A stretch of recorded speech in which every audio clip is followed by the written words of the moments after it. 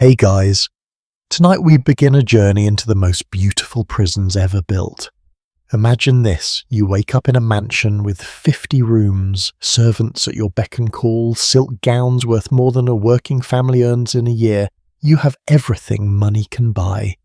Everything except one thing, the right to be yourself. The right to own anything, the right to leave. Because the moment you said I do, you legally cease to exist. Welcome to the world of wealthy women in the 18th and 19th centuries, where the bigger the mansion, the smaller the life inside it, where gold became chains and comfort became a cage, and tonight we're going to unlock that cage and step inside. Before we walk through those grand doors together, I'd love it if you could hit that subscribe button and leave a like on this video, but only if you genuinely find value in what we explore tonight. And I'm curious, where are you right now? Are you tucked in bed in New York, watching from a cozy apartment in London, or perhaps listening while the rain falls in Seattle? Drop a comment and let me know. Now dim those lights, get comfortable, maybe turn on a gentle fan for some soft background sound, and let's step back in time together. Picture this, it's 1765. You're standing in the library of a grand English country house. The shelves reach up to impossibly high ceilings. Leather-bound books line every wall. Sunlight streams through tall windows, catching particles of dust that dance in the golden light. It's breathtaking. It's the kind of room that makes you want to spend hours reading, thinking, dreaming. But there's something you need to know about this room. The woman who lives here, the lady of the house, she owns none of it. Not the books, not the furniture, not even the dress she's wearing. And if she wrote a book herself and it sold 1,000 copies, she wouldn't own the royalties either. Every penny would belong to her husband. Legally, automatically, without question. How did this happen? Well, that year, 1765, a man named William Blackstone published something called Commentaries on the Laws of England. It became the most influential legal text in the English-speaking world. And in it, Blackstone explained something called coverture. He wrote, and I'm paraphrasing here because the original is quite dense, by marriage, the husband and wife are one person in law. That is, the very being or legal existence of the woman is suspended during the marriage, or at least incorporated and consolidated into that of the husband. Let's just pause there for a moment. Read that again slowly in your mind. The woman's legal existence is suspended, not reduced, not limited. Suspended, as in cease to exist. She becomes absorbed into her husband's legal identity. They are one person under the law, and that one person is always the husband. Now you might be thinking, okay, but surely this was just on paper, right? Surely in real life wealthy women had power. They ran these huge estates, they had servants, they had influence, and you'd be partially right. But here's the thing that makes this story so tragically fascinating. It's precisely because these women were wealthy that they were more trapped, not less. Let me explain. If you were a poor woman in 1700s or 1800 England, you probably worked. Maybe you were a washerwoman, or you helped your husband in his shop, or you took in sewing. And yes, legally, your wages belonged to your husband. But in practical everyday life, you handled money, you bought things, you sold things, you negotiated. You had, in a weird way, a kind of functional independence born out of necessity. Your husband needed you to work, so he couldn't exactly lock you in a room all day. But if you were wealthy, that's when the cage really locked tight, because wealthy women weren't supposed to work. Working was beneath their station. It would shame the family. So what did they do all day? Well, that's what we're going to explore tonight. But first, let's understand exactly what they lost the moment they got married. Under coverture, when a woman married, here's what happened. Every piece of property she owned, gone, transferred to her husband. Every penny she had saved, his now. Any property she might inherit in the future, his the moment she receives it. If she had a business, he controls it now. If she wrote a book, composed a song, painted a masterpiece, the copyright belonged to him. She couldn't sign a contract without his permission. She couldn't sue anyone in court, even if someone wronged her terribly. And perhaps most heartbreaking of all, her children weren't legally hers. They were his.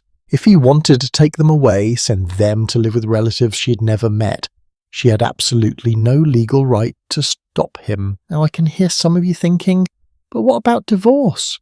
Here's the thing, divorce was nearly impossible. In the 18th century, it literally required an act of parliament. You had to be so wealthy and so well connected that you could get a private law passed just for you. We're talking maybe 3 or 4 divorces per year in the entire country. And even then, the standards were wildly different for men and women. A man could divorce his wife for adultery, but a woman, she had to prove not just adultery but aggravated adultery, meaning her husband committed adultery plus some other horrible crime like beating her nearly to death or abandoning the family. Simple adultery on his part wasn't enough. There's a famous case that really drives this home. Her name was Caroline Norton, and she lived in the early 1800s. She was beautiful, talented, and came from an aristocratic family. She was also a successful writer, one of the most popular authors of her time. She married George Norton when she was 19. He turned out to be violent, cruel, and a drunk. He beat her regularly, and here's the kicker. He also took every penny she earned from her writing, because legally it was his money, not hers.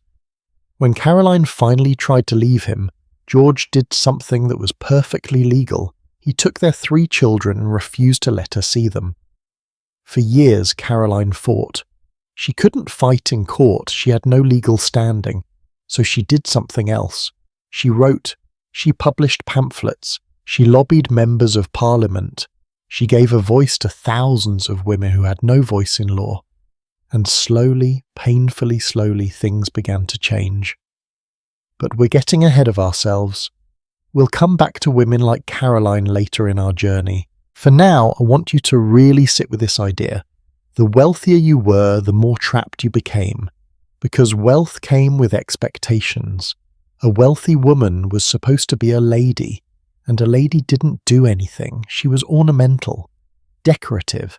She was there to prove her husband's success, to show the world that he was so prosperous that his wife didn't need to lift a finger. Imagine being 20 years old, newly married, moved into a massive country estate.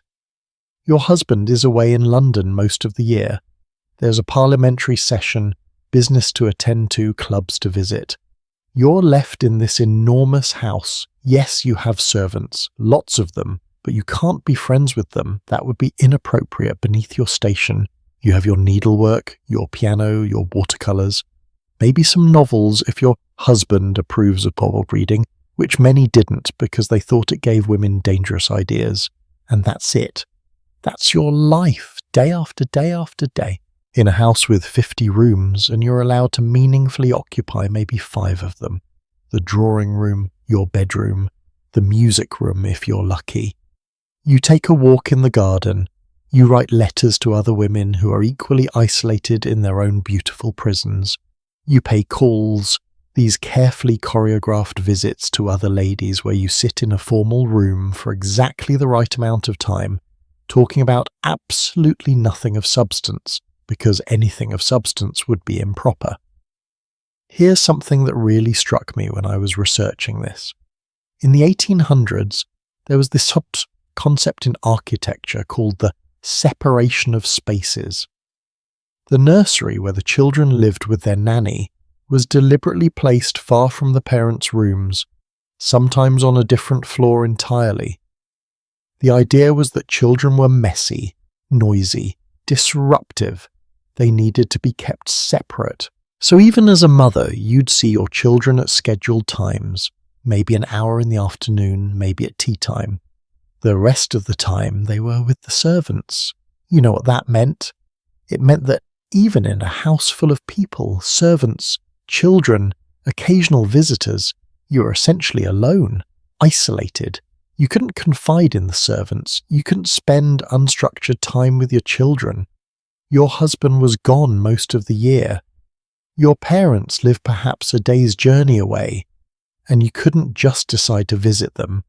That would require your husband's permission and the expense of a carriage and servants to accompany you, because a lady couldn't travel alone. There's a particular detail that I find almost unbearably poignant.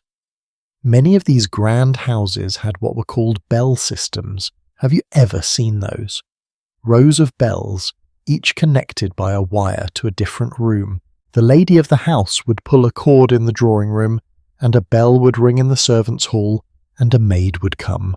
It was the only way to summon help, the only way to make contact with another human being in your own home. Can you imagine that level of isolation, that level of formality? Even to speak to someone you had to ring a bell. And here's the paradox that I want you to really think about. These women were surrounded by beauty, by luxury that most people could only dream of.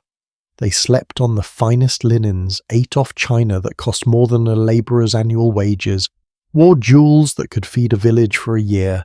They were protected from every physical hardship, and yet they were utterly powerless. They were ghosts haunting their own lives. There's a quote I came across from the 1700s. A woman writing in her diary, and sadly I don't know her name because so many of these diaries were destroyed or lost, but she wrote, "I am like a beautiful statue, admired but lifeless. Admired but lifeless." 5 words that sum up an entire existence. Now you might be wondering, didn't anyone see how wrong this was? Didn't anyone speak up? Well, yes and no, some people did question it.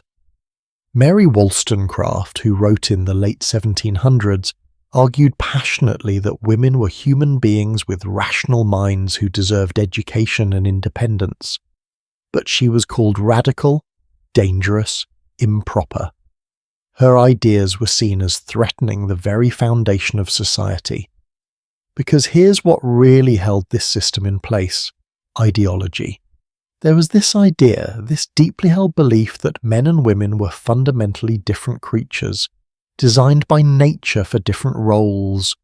Men were rational, strong, suited for the public world of business and politics. Women were emotional, delicate, designed for the private world of home and family. And more than that, women were seen as morally pure but intellectually weak. They needed to be protected from the harsh world, from their own dangerous emotions, from too much thinking, which was believed to literally damage their delicate nervous systems. I know that sounds absurd to us now, but at the time it was presented as scientific fact. Doctors, ministers, politicians, they all agreed. This was just the natural order of things. And if you were a woman who felt stifled, trapped, miserable, well, that was probably a sign that something was wrong with you, with your nerves, with your feminine constitution, not with the system itself. And so, the mansion stood, beautiful, imposing, surrounded by carefully manicured gardens and rolling parkland, symbols of wealth and power and permanence. But inside, behind those elegant facades, women were living lives of quiet desperation, lives where every day was the same, where nothing they did truly mattered in the eyes of the law, where they couldn't own, couldn't decide, couldn't act. They could only be beautiful, be proper, be silent. The gilded cage is such a perfect metaphor, isn't it? All that gold, all that beauty, all that luxury, and yet still a cage, still a prison, just one with better decorating. But here's what I find most fascinating and what we're going to explore deeper as we continue. These women weren't passive victims. They found ways to resist, to create meaning, to carve out spaces of power in a system designed to deny them any. Some of them quite literally went mad under the pressure, and we're going to talk about that, about the epidemic of nervous disorders that swept through wealthy women. But others found ways to fight back, to change laws, to speak truths that society didn't want to hear. The question is, how did they do it? How do you fight a system when you legally don't exist? How do you resist when resistance itself is unladylike, improper, evidence of your own feminine weakness? That's the story we're going to uncover together. And it starts with understanding exactly how these women ended up in these gilded cages in the first place. Because they didn't walk in voluntarily. They were sold, traded, bartered for. And in our next part, we're going to step into that marriage market and see exactly how daughters became currency in a game they never chose to play. So let's talk about how young women ended up in these gilded cages, because nobody wakes up one day and thinks, you know what sounds great? Signing away my entire legal existence. Oh, these women were placed in these positions long before they ever said, I do. They were groomed for it, prepared for it. And most heartbreakingly, they were sold into it by the people who were supposed to love them most, their own parents. Welcome to the marriage market of the 18th and 19th centuries. And yes, I use the word market very deliberately, because that's exactly what it was. A marketplace where daughters were the commodity, where bloodlines were the currency, and where love was an inconvenient complication that got in the way of a good transaction. Let me paint you a picture. It's 1875. You're 16 years old, the daughter of an English earl. You've been raised your entire life knowing that your purpose, your singular purpose, is to marry well. Not to marry someone you love, not to marry someone who makes you laugh or challenges your mind or shares your dreams. No, you're meant to marry someone who benefits your family. Someone whose title adds prestige to the family name. Someone whose estates connect strategically to your father's lands. Someone whose political connections might secure your brother a position in government. You are, in the most literal sense, a chess piece, and you've been trained to move exactly where the game requires. Here's how it worked. From the moment you were born female into an aristocratic family, your value was assessed. Were you pretty? That helped. Were you healthy? Essential. They needed you to produce heirs. Were you agreeable, pleasant, easy to manage? Perfect. The ideal aristocratic daughter was beautiful, obedient, just educated enough to be interesting at dinner parties, but not so educated that she'd have opinions. And above all, she came with a substantial dowry. The dowry. Let's talk about that for a moment.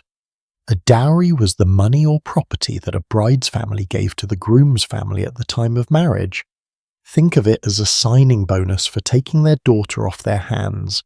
And we're not talking about modest sums here.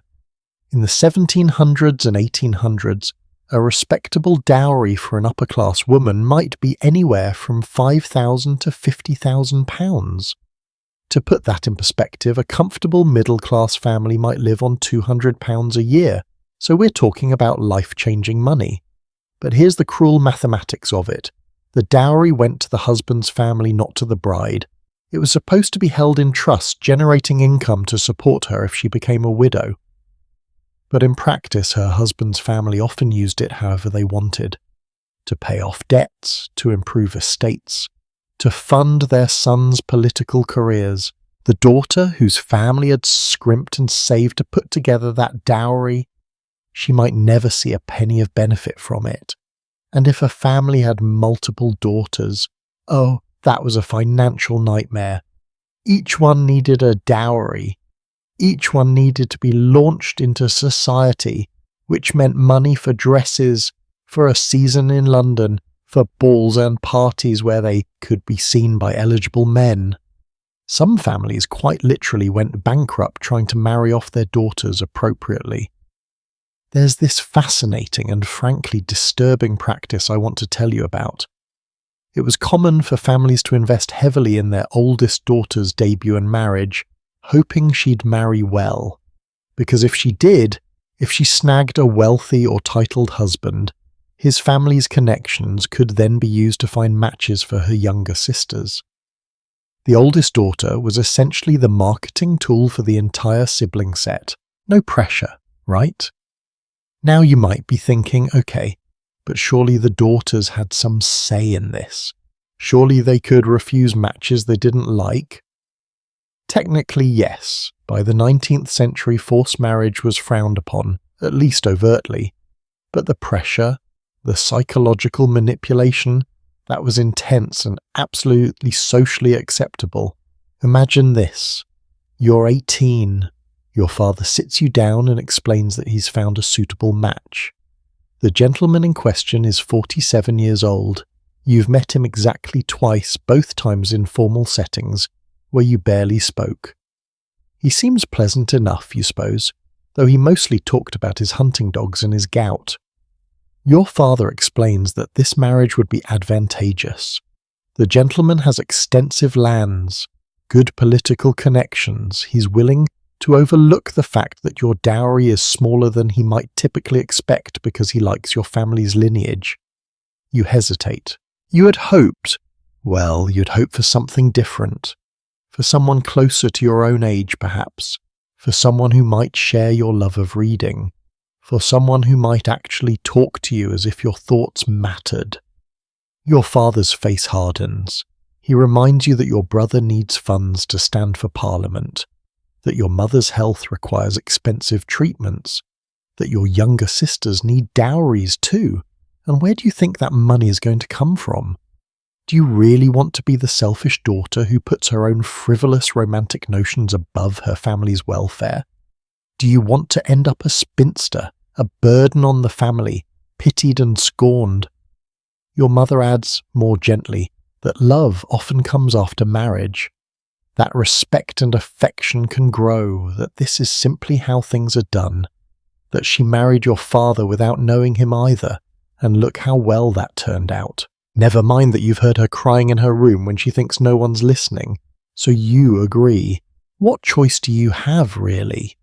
To refuse would be to brand yourself as difficult, willful, unnatural. Other potential suitors would hear about your refusal, and they'd wonder what was wrong with you. Your marriage prospects would diminish. And besides, you've been raised your entire life to believe that your duty is to your family. That self-sacrifice is the highest feminine virtue. This is the reality behind those grand society weddings, behind the beautiful dresses and the lavish celebrations and the guest lists that read like a who's who of European aristocracy.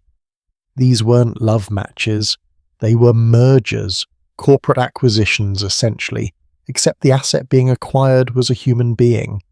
And nowhere was this more obvious than in the phenomenon I find absolutely fascinating, the American heiress invasion.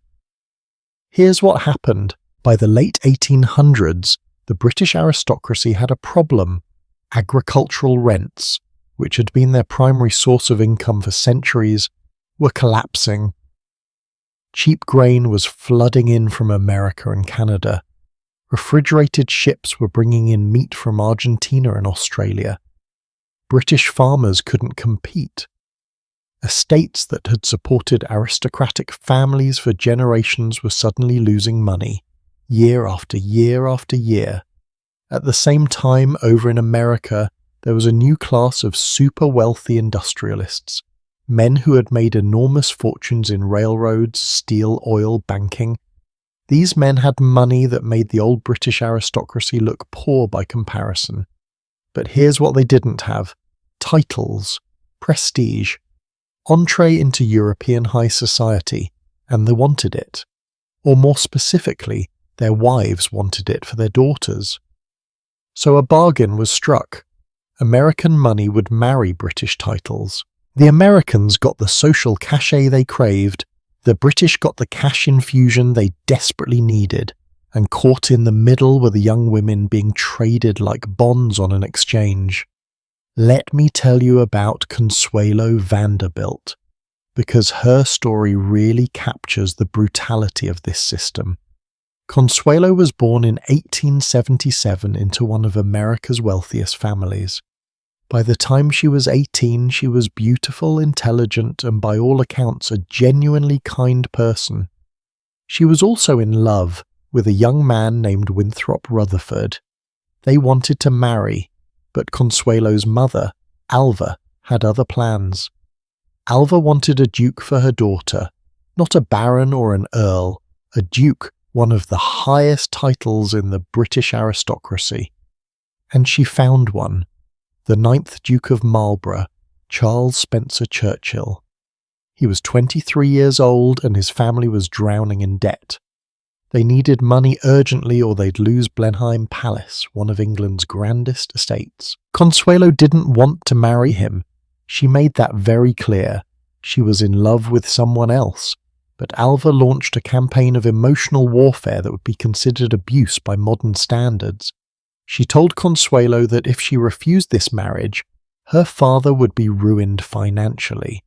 She told her that she, Alva, would become so distraught that her health would fail and she'd die, and it would be Consuelo's fault. She had Consuelo monitored constantly to make sure she couldn't contact Winthrop.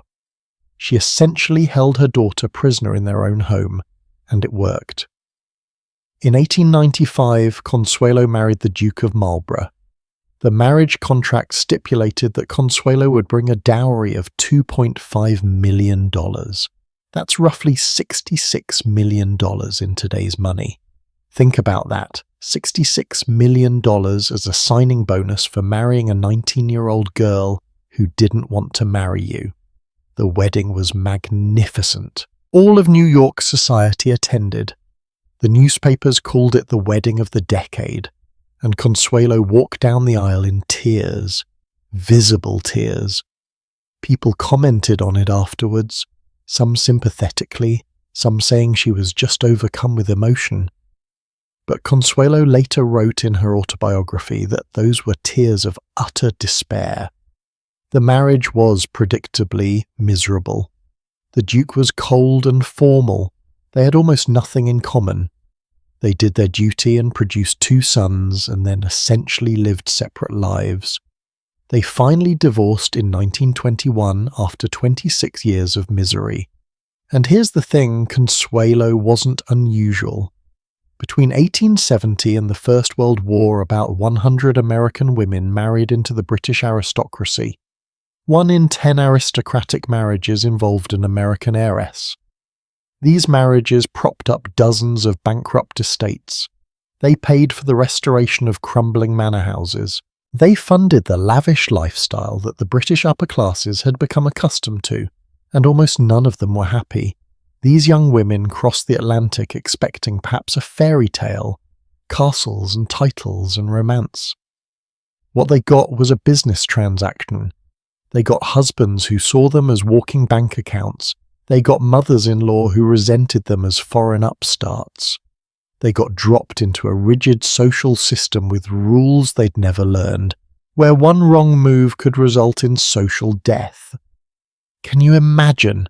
You're 20 years old, you've just married someone you barely know, you've crossed an ocean to a country where you don't fully understand the customs, and you're living in a house where the servants have been there longer than you've been alive, and they view you with suspicion. Where your husband might show up for dinner and might not, where you're expected to produce an heir and preferably a spare, and after that your job is essentially done. Where you have no legal recourse, no way to leave even if you wanted to, because divorce would mean scandal and financial ruin and never seeing your children again. This was the marriage market. This was the system that fed the gilded cages we talked about earlier. And what's striking is how long it lasted. You might think this was a medieval practice that died out as society became more enlightened.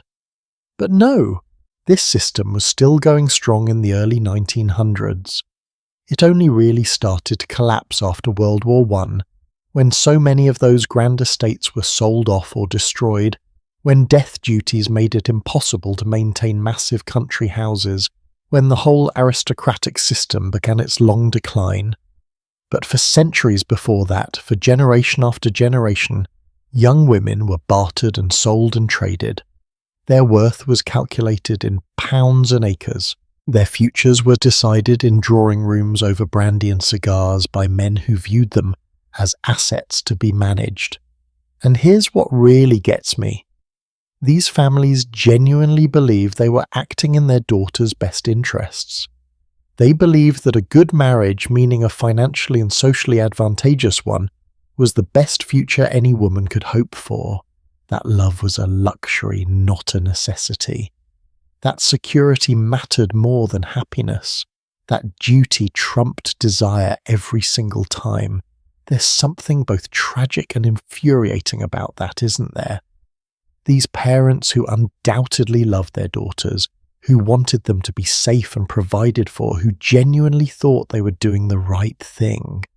And yet, in doing so, they condemn them to lives of emotional starvation, to marriages without intimacy, to homes without warmth. So these young women walked down aisles to marry near strangers. They moved into grand houses that would become their prisons. They signed away their rights with a signature on a marriage certificate. And for what? For family honour, for financial security, for a title and a big house and a place in the social register. The question is, what happened next? Once they were married, once the contracts were signed and the dowries transferred, once the bride arrived at her new home and realised the life she'd been sold into, what then? How did they survive in those massive, isolating country estates? How did they fill the empty days and the lonely nights? That's where we're heading next. Because if the marriage market delivered these women into captivity, the country estate was where they served their sentence. So let's step through those grand doors, walk down those marble hallways, and see what life actually looked like inside the beautiful prison. Close your eyes for a moment and imagine you're standing at the gates of a grand English country estate. It's autumn, 1820. The morning mist is just beginning to lift. Before you stretches a tree-lined drive that curves for nearly a mile before reaching the house itself. And what a house it is. 3 stories of honey-coloured stone, wings extending on either side, dozens of chimneys rising into the grey sky. Windows, so many windows, catching the weak morning sun. Behind the house you can see formal gardens, a lake, rolling parkland that seems to go on forever. It's breathtaking. It looks like paradise. Now imagine you're the new lady of this house. You're 22 years old. You've been married for 3 months, and you're about to spend the next 8 months here, alone. Well, not entirely alone. There are approximately 40 servants, but you can't talk to them, not really. That would be inappropriate. Your husband left for London last week. Parliament is in session, you see, and there's business to attend to and his club and his friends. He'll be back for Christmas, he said. Maybe. This is your new reality, this beautiful, isolating, suffocating reality. And you're going to learn very quickly that a cage doesn't stop being a cage just because it's decorated nicely. Let me tell you about something called the season. Have you heard of it? It's featured in a lot of period dramas, usually portrayed as this glamorous time of balls and parties and romance. And it was all those things, but only if you were in London. The season typically ran from April or May through July. Those were the months when Parliament was sitting, when the theatres were open, when all the important people were in town. If you were wealthy, you maintained 2 residences, a townhouse in London for the season and a country estate for the rest of the year. But here's what those period dramas don't often show you. What happened to women during the other 9 months?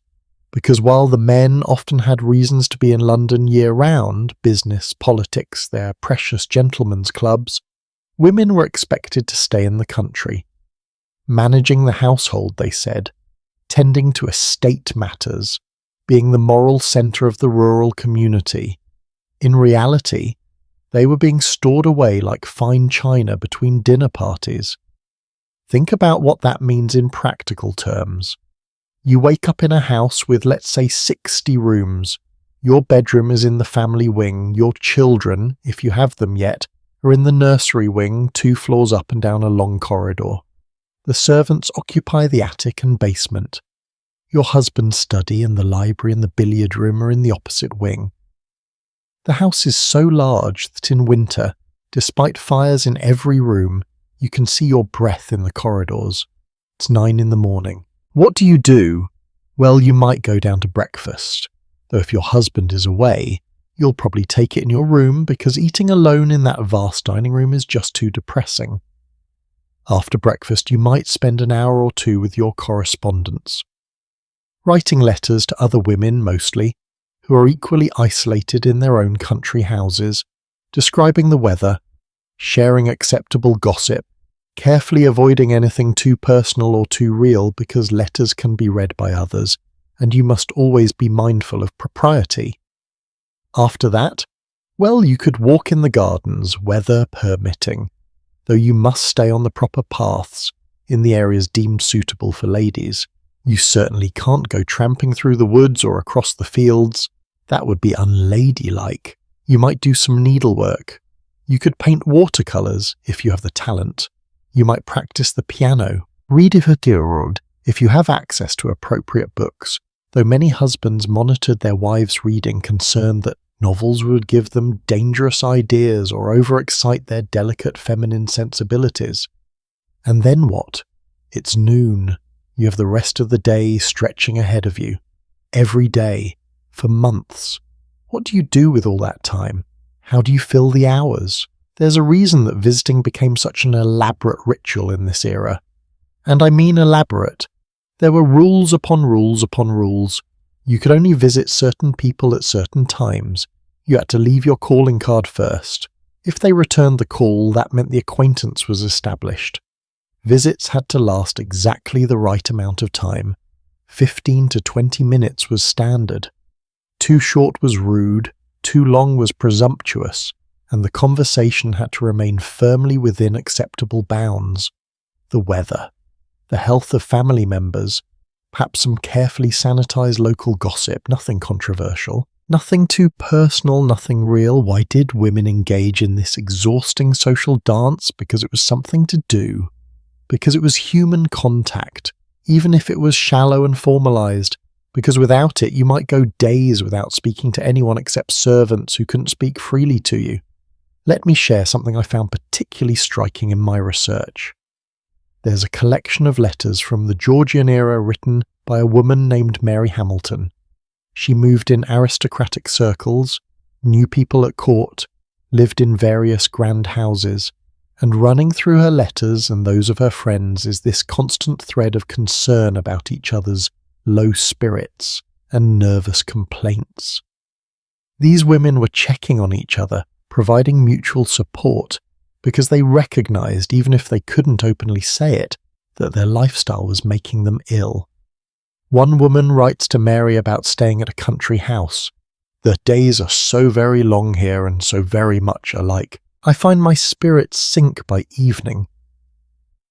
Another describes feeling a heaviness of heart I cannot account for, as I am in perfect health and want for nothing. Want for nothing except purpose, except agency, except meaningful human connection. And it got worse when children entered the picture, because you might assume that at least motherhood would provide some purpose, some occupation. But remember what I mentioned earlier about the separation of spaces. The nursery was deliberately placed far from the family rooms. Children were the domain of nurses and governesses. A proper aristocratic mother saw her children for an hour or so a day, usually in the late afternoon, in what was called the children's hour. Imagine that. You give birth to a child, and then that child is immediately taken away to be raised by servants. You're not supposed to feed them yourself. That's what wet nurses are for. You're not supposed to tend to them when they cry at night. That's the nurse's job. You're not supposed to teach them or play with them or spend unstructured time with them. You're supposed to be a distant, formal presence who presides over one brief, carefully managed interaction per day. Why? Because too much emotional attachment was considered unhealthy. Because child rearing was seen as beneath the dignity of a lady of quality. Because the whole point of having servants was to free you from such tiresome tasks. But the result was that even motherhood, which was supposedly the ultimate feminine calling, became another source of isolation rather than connection. There's this heartbreaking detail I came across. In some country houses, There was a system where children would be brought down to see their parents before dinner. They'd be scrubbed clean, dressed in their best clothes, and paraded into the drawing room. They'd curtsy or bow. They'd recite whatever poem or lesson they'd learned that week. Their parents would nod approvingly or correct their posture. And then, after 15 or 20 minutes, they'd be sent back upstairs. That was parenting in aristocratic households. A performance, a formal presentation, not a relationship. Can you imagine what that does to a person? To be surrounded by people, servants, children, the villagers on the estate, but unable to form genuine connections with any of them. To live in a house designed for entertaining dozens of guests, but to spend most of your time alone. To have everything and nothing simultaneously. And here's something that I think really captures the psychological torture of it all. Do you know about those service bells I mentioned in the first part? Those rows of bells in the servants' hall, each connected by a wire to a different room. They were actually a relatively modern invention for the time. They started becoming common in the late 1700s and really proliferated in the 1800s. Before bells, servants would wait in the corridors outside rooms ready to be called, but that was inefficient and it meant servants were always underfoot, always visible. The bell system allowed them to be summoned only when needed. It was seen as a great advancement in household management, more privacy for the family, more efficiency in service. But think about what it meant for the lady of the house. The only way to speak to another human being was to pull a cord and summon a servant who was obligated to appear and obligated to maintain strict formality. You couldn't just wander into the kitchen for a chat. You couldn't strike up a spontaneous conversation. Every human interaction had to be orchestrated, formal, structured. It's like being alone in the most crowded way possible. You're never physically alone. There are always servants nearby, always people in the house, but you're utterly isolated nonetheless. Does that make sense? It's the loneliness of being unable to be yourself with anyone, of having to maintain a role, a performance, every moment of every day. There's a detail that appears in several memoirs from this era. Women describe feeling like ghosts in their own homes, walking through beautiful rooms that belong to them in name, but not in fact, being surrounded by the objects, furniture, paintings, porcelain, silver, that they're supposed to care for and display but don't actually own. Having their names attached to these grand estates while possessing no real power over anything that happens within them. The estate manager makes the real decisions about farming and tenants. The housekeeper runs the household. The butler manages the other servants. The children are raised by their nurse. The money is controlled by the husband. So what exactly is the lady of the house meant to do? What is her function? To be decorative. To be a symbol of her husband's wealth and status, to preside over social events when they occur, to produce heirs, that's it. That's the sum total of her role, and the isolation was even worse in Ireland and Scotland, where many English aristocrats also had estates. A woman might be sent to manage a house in a remote part of Ireland while her husband remained in London. She might not speak the local language. She might be viewed with suspicion by the local population, who saw her as a representative of English colonial power. She might be days away from any social equals with whom she could interact. There's an account I read of a woman living in a Scottish estate in the 1830s. The nearest neighbour of her own class was a 6-hour carriage ride away. In winter, when the roads were bad, she could go months without seeing anyone outside her own household. She described feeling like she'd been transported to the end of the earth. And this wasn't poverty. This was a woman living in luxury, wanting for no particular comfort, but she was profoundly, desperately alone. Here's what strikes me most about all of this. The architecture itself was designed to enforce isolation.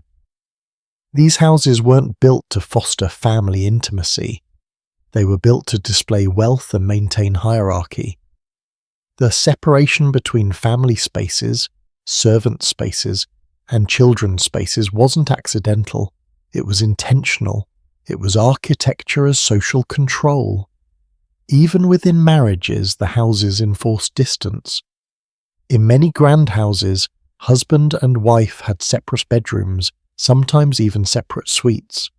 They might go days without meaningful private conversation. They lived parallel lives under the same roof, intersecting only at formal mealtimes or social events. And the gardens, the parks, the grounds, all that beautiful landscape that surrounds these estates, even that was structured to limit freedom.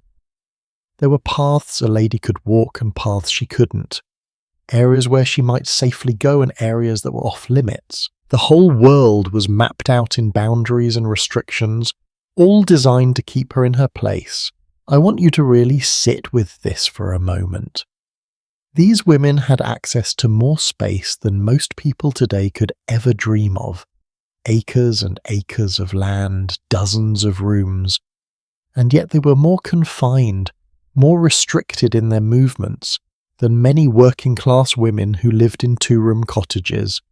Because the working-class woman could walk to the market, chat with her neighbours, go to church and socialise freely. The aristocratic woman in her mansion had to maintain appearances at all times.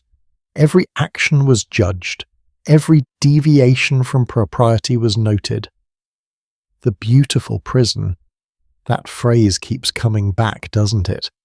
Because that's exactly what these estates were. The more beautiful the surroundings, the more wealth on display, the more trapped the women inside them became. But here's what we haven't talked about yet. Here's the question that's probably forming in your mind. How did they cope? What happened to their minds, their spirits, under this constant isolation and restriction? Because human beings aren't meant to live this way. We're not meant to be decorative objects.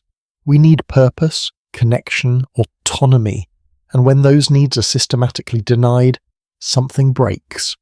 And break they did, in ways that the medical establishment of the time was utterly unprepared to understand, in ways that led to an epidemic of diagnoses, treatments, and interventions that often made things worse instead of better. That's where we're going next. Into the world of nervous disorders, hysteria, and melancholy, into the medicalization of women's despair. There's a legal term that haunts me. It's called civil death. In the legal systems of some countries, it referred to the loss of all or almost all civil rights by a person due to conviction for a serious crime. The person was still biologically alive, but legally, they ceased to exist as a functioning member of society. They couldn't own property, couldn't enter contracts, couldn't participate in the legal system. For all intents and purposes, they were a ghost. Now, here's what I find absolutely chilling. For married women in 18th and 19th century England, marriage was essentially a form of voluntary civil death. Except it wasn't voluntary, was it? Because as we've discussed, most of these women had very little real choice in whether or not to marry. And the moment they spoke those wedding vows, they vanished. Not physically, of course, but legally. They simply ceased to exist as independent persons. We touched on coverture in our first part, but I want to dive deeper now, because understanding exactly what women lost, in precise legal terms, is crucial to understanding why those beautiful mansions became prisons. It wasn't just about isolation, or boredom, or limited social roles. It was about being legally erased, about becoming, in the eyes of the law, a non-person. Let's start with the most basic thing: property. You know how today, if you inherit money from your grandmother, or you save up to buy something special, that thing is yours, you own it, it has your name on it. If someone tries to take it, you can go to court and prove it's yours. That's such a fundamental concept that we barely think about it. But for married women under coverture, none of that applied. Here's how it worked. Before marriage, as a single woman, you had full legal rights to property. If your parents left you money in their will, it was yours. If you worked and earned wages, they were yours. If you bought a necklace or a book or a horse, it belonged to you. You were what the law called femme sole, a woman alone, a woman who exists legally. But the instant you married, you became femme couverte, a covered woman, covered by your husband's legal identity, and everything you owned transferred to him, not came under his management or was held in trust for you. No, it became his property, fully and completely. The law treated it as if you had never owned it at all. Imagine you're a young woman in 1800. Your parents die and leave you £10,000, a fortune. You're careful with it, invest it wisely. You meet a man, fall in love, get married. The day after your wedding, those £10,000 belong to your husband. He can spend it on anything he wants. Horses, gambling debts, a mistress, investments that fail spectacularly, and there's nothing you can do. You have no legal recourse. Because that money isn't yours anymore, it's his. Or imagine this, and this is drawn from real cases. You're a talented woman, maybe you write poetry and a publisher wants to print your work. The book comes out, sells wonderfully. You've created something beautiful, something valuable. But the copyright? That belongs to your husband, the royalties from the sales. Those go to him. You can't even sign the contract yourself because married women couldn't enter into binding legal agreements. Your husband has to sign on your behalf. This actually happened to multiple women in this era. I mentioned Caroline Norton earlier. She was one of the most successful authors of the 1830s and 40s. Her novels were bestsellers.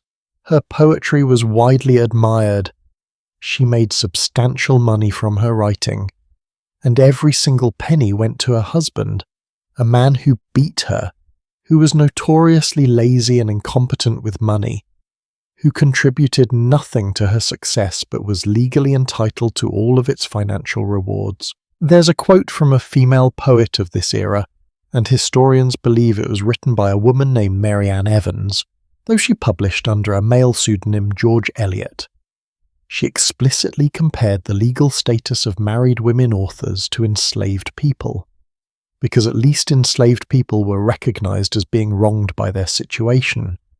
Married women were told this was natural, proper, the way God intended things to be. But it gets worse, because property wasn't just about money. Under coverture, a married woman couldn't own anything, not her jewellery, not her clothes, not her personal letters. Technically, not even her own body. There are documented cases of husbands selling their wives' jewellery to pay gambling debts, and the wives had no legal standing to object. Cases of husbands reading their wives' private correspondence and using information from those letters against them, and again, no legal protection for the women. And land? Real property, as it was called. That was even more complicated. If you inherited a landed estate before marriage, the land itself remained technically in your name, because land law was ancient and rigid. But your husband got all the income from that land, he managed it, made all decisions about it, collected the rents, you owned it on paper, but you had no power over it. You couldn't sell it without his permission. You couldn't even visit it without his permission. It was yours in name only. Now you might be thinking, surely there were protections for wealthy women.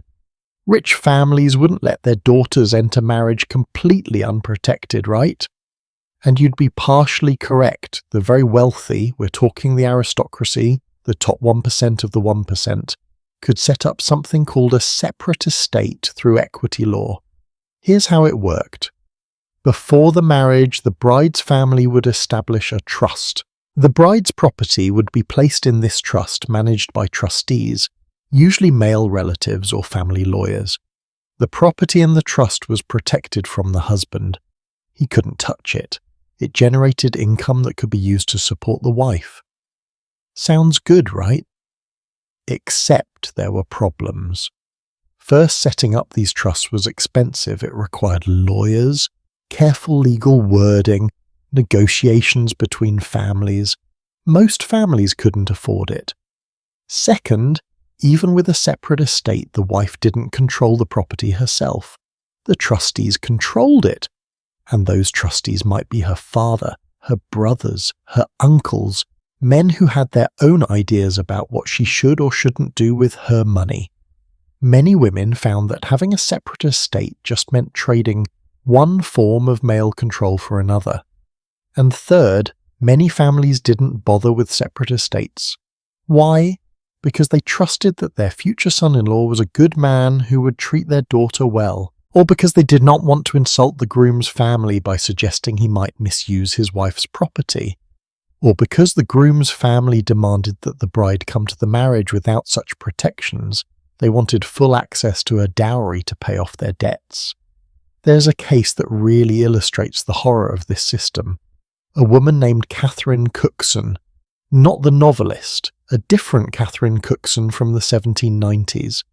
She came from a wealthy family and inherited a substantial estate from her father. She married a man who seemed respectable. Within 2 years of the marriage, he had gambled away her entire inheritance. Then he started borrowing money, using her name and her family's name. When she objected, he beat her.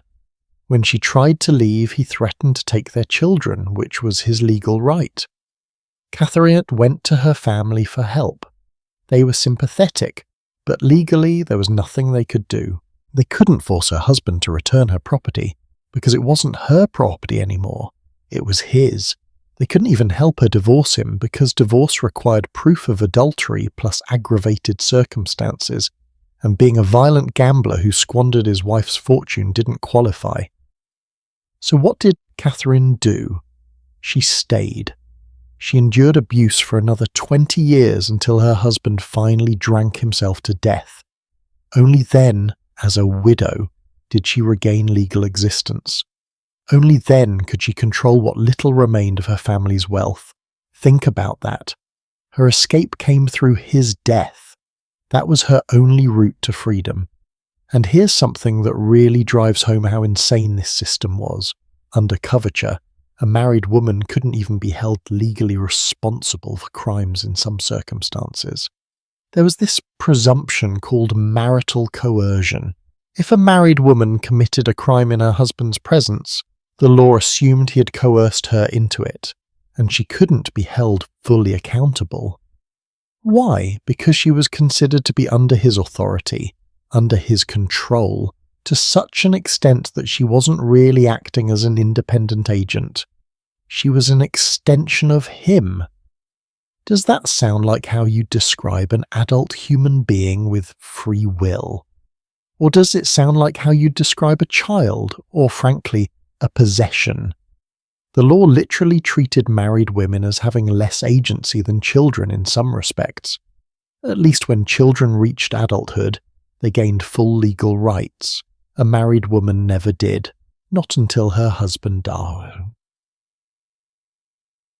Let's talk about contracts for a moment. Today you probably enter into contracts all the time without thinking about it. You sign a lease for an apartment, you agree to terms of service for an app, you accept a job offer. These are all contracts. And you can do them because you're a legal person who can make binding agreements. Married women under coverture couldn't do any of that.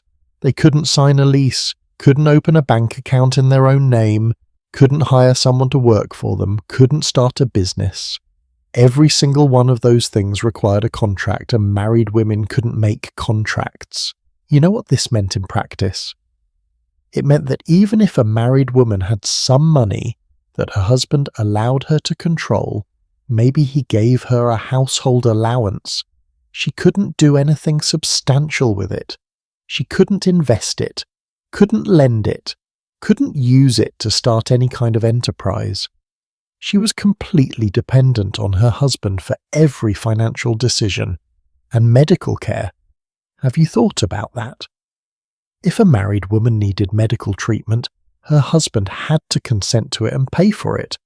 If he refused, there was nothing she could do. There are documented cases of women suffering from serious illnesses whose husbands refused to call a doctor, either because they didn't believe in the illness or simply didn't want to spend the money, and the women had no legal recourse. Here's another aspect that's particularly heartbreaking: children. We've talked about how mothers were separated from their children by the structure of upper-class households. But the legal situation was even worse than that. Under coverture and common law, children belonged to the father, not to both parents, to the father alone. He had complete legal authority over them. If a father decided to send his children away to live with relatives, the mother couldn't stop him. If he wanted to put them in a particular school, she had no say. If the marriage dissolved or the couple separated, custody automatically went to the father. The mother had no rights at all. There's a famous case from the 1830s involving a woman named Caroline Norton. Yes, again, because her story is really the poster child for how terrible this system was. After years of abuse, Caroline finally left her husband. He responded by taking their 3 sons and refusing to let her see them. For 2 years, Caroline didn't see her children. She wrote heart-wrenching letters begging to be allowed to visit. She had friends intervene. Nothing worked. Because legally those children were his, and she had no claim to them whatsoever. Caroline had money from her writing, or she would have, if her husband hadn't been legally entitled to it. She had family connections, she had public sympathy, and still she was powerless. Imagine what it was like for women without those advantages. Women whose husbands could simply take their children and they'd never see them again. This actually happened. There are records of separated or divorced women who lost all contact with their children. In some cases, the children were told their mother was dead. In other cases, the father remarried and the new wife raised the children, and the biological mother became a stranger, a name they barely remembered. Can you imagine that pain? Carrying a child for 9 months, giving birth, which in this era was genuinely dangerous, nursing them, loving them, and then having them taken away, and being told that you, as the mother, have no rights, that your connection to them means nothing in the eyes of the law. The law saw children as property, and since married women couldn't own property, they couldn't own their children. It's horrifying when you state it that boldly, but that was the reality. Now, I want to be clear about something. Not every husband was a monster. Many men genuinely loved their wives and treated them with respect. Many fathers adored their children and would never have dreamed of separating them from their mothers.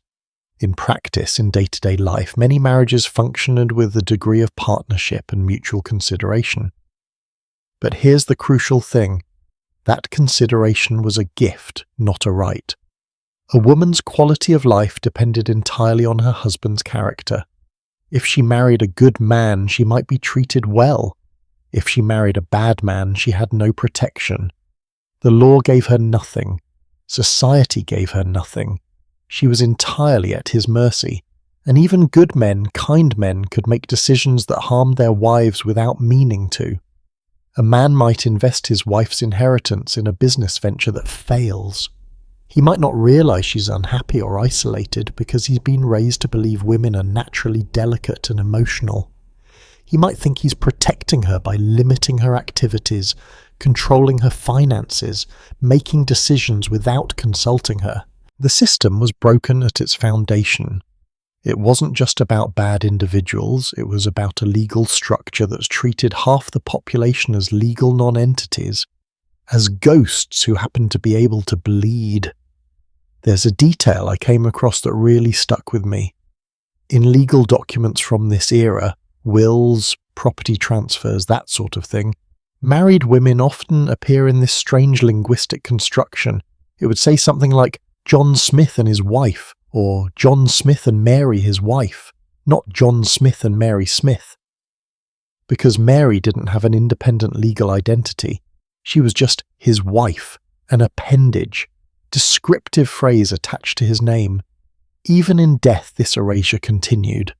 On gravestones, you'll often see, "Here lies John Smith, devoted husband, and his wife Mary," or just the husband's name with the wife mentioned only as "and his wife," as if her entire identity was contained in that relationship. So when we talk about women living in gilded cages, when we describe their lives as empty and isolated, we're not just talking about social isolation or limited activities. We're talking about legal erasure. We're talking about a system that said, the moment you marry, you cease to be a person in your own right. You become a legal fiction, a ghost, a covered woman hidden beneath your husband's legal identity. And the terrifying thing, this wasn't some medieval relic. This was the law in England and in most of Europe and America well into the 1800s. The first real reforms didn't come until the Married Women's Property Act of 1870, and even that was limited. Full legal equality, that didn't come until the 20th century. For some aspects, not until the 1970s. Think about that timeline. Your grandmother might have lived in a world where married women still faced legal restrictions that we'd consider barbaric today. This isn't ancient history. This is recent. This is real. So when these women sat in their beautiful drawing room surrounded by luxury, why didn't they just leave? Why didn't they divorce, find independence, create their own lives? Now you know why. Because they legally couldn't. Because everything they owned belonged to someone else. Because their children could be taken from them. Because society would ostracize them. Because the law provided no protection, no support, no recognition of their existence as independent beings. The cage wasn't just made of social expectations and isolated country houses, it was made of law, of statutes and precedents and legal definitions that said, you are not a person, you are covered, hidden, erased. But here's what's remarkable. Even in the face of this systematic erasure, women found ways to exist, to resist, to create meaning and identity despite everything the law said about them. And some of them, women like Caroline Norton, women whose names we know and women whose names we'll never know, they fought back. They challenged this system. They demanded change, but that resistance came at a cost. And often that cost was their mental health, their well-being, their very sanity. Because when you tell someone they don't exist, when you systematically deny their personhood, something has to break. And in the next part of our journey, we're going to explore what happened when these women broke. When the strain of legal erasure and social isolation became too much to bear. When their bodies and minds began to rebel against a system that denied their humanity. What do you do when you have nothing to do? I mean really nothing. Not, I'm bored on a Sunday afternoon nothing. But a deep, systematic, purposeful nothing that stretches out for years, for decades, for your entire adult life. That's the question that haunted wealthy women in the 18th and 19th centuries. Because here's the paradox we haven't fully explored yet. These women were surrounded by activity. Their houses were bustling with servants doing tasks. Their estates required constant management. Their children needed care and education. But they, the ladies of the house, were explicitly forbidden from doing any of it. Not because they were incapable, but because doing actual work would compromise their status, would suggest their husbands couldn't afford enough servants, would mark them as lower class. So what did they do? How did they fill 16 waking hours day after day in a world that demanded they do nothing of substance? Let me take you through a typical day. It's 1840. You're 25 years old, married for 3 years, living in a substantial country house. Your husband is away, London again. You wake around 8. Your lady's maid is already there, has been awake since 6 preparing your clothes, heating water, making everything ready. She helps you dress. And I do mean helps. These aren't clothes you can put on yourself. The undergarments, the corset that requires lacing, the layers of petticoats, the dress that buttons up the back, the hair that needs to be styled. Getting dressed is a production that takes an hour. You go down to breakfast at 9. The dining room table could seat 20, but it's just you. A footman serves you. You eat mostly in silence, maybe glancing at a newspaper if your husband has allowed a subscription. Half an hour and breakfast is done, 9:30. Now what? Well, you could go to the morning room and attend your correspondence. That's a respectable activity for a lady. So you sit at your writing desk, a beautiful piece of furniture, rosewood with brass fittings, and you write letters. To your mother perhaps, to a sister, to friends from school whom you rarely see now. What do you write about? The weather, your health, carefully worded observations about local society. You certainly can't write about anything too intellectual. That would be unfeminine. Can't complain too much about your isolation. That would be ungrateful. Can't be too honest about your feelings. Letters can be read by others. And you must maintain appearances. An hour of letter writing, maybe 2 if you really stretch it out. It's 11 o'clock. The rest of the day sprawls ahead of you. You might do some needlework, that's always appropriate. Upper-class women were expected to do fancy needlework, not mending, which was servants' work, but decorative embroidery, making cushion covers or fire screens or samplers. Beautiful work, certainly. Work that required skill and patience, but work that served no real purpose except to fill time and demonstrate that you had time to fill. There's something deeply sad about that, isn't it? These women creating elaborate embroidered scenery, spending hundreds of hours on pieces that would be admired briefly and then stored away, making beautiful things not because they needed to be made, but because there was nothing else to do. You might practice the piano. Upper-class girls were taught music as part of their education, not to become musicians, heaven forbid, but to provide entertainment at social gatherings, to be able to perform when guests visited. So you practice scales, you work through pieces you've played 100 times before. An hour at the piano, maybe 90 minutes if you're truly dedicated. It's 1 o'clock, luncheon, again served by footmen. Again, you're probably eating alone unless you have visitors, which in the country might happen once a week if you're lucky. After lunch, you might go for a walk. The gardens are extensive and exercise is considered healthy for ladies within reason. You can't walk too far, can't exert yourself too much, must stay onto the proper paths, and you must be accompanied. A lady's maid or a companion walks with you, always a few steps behind and maintaining propriety. You can't just wander freely, can't strike out across the fields, can't go into the village alone.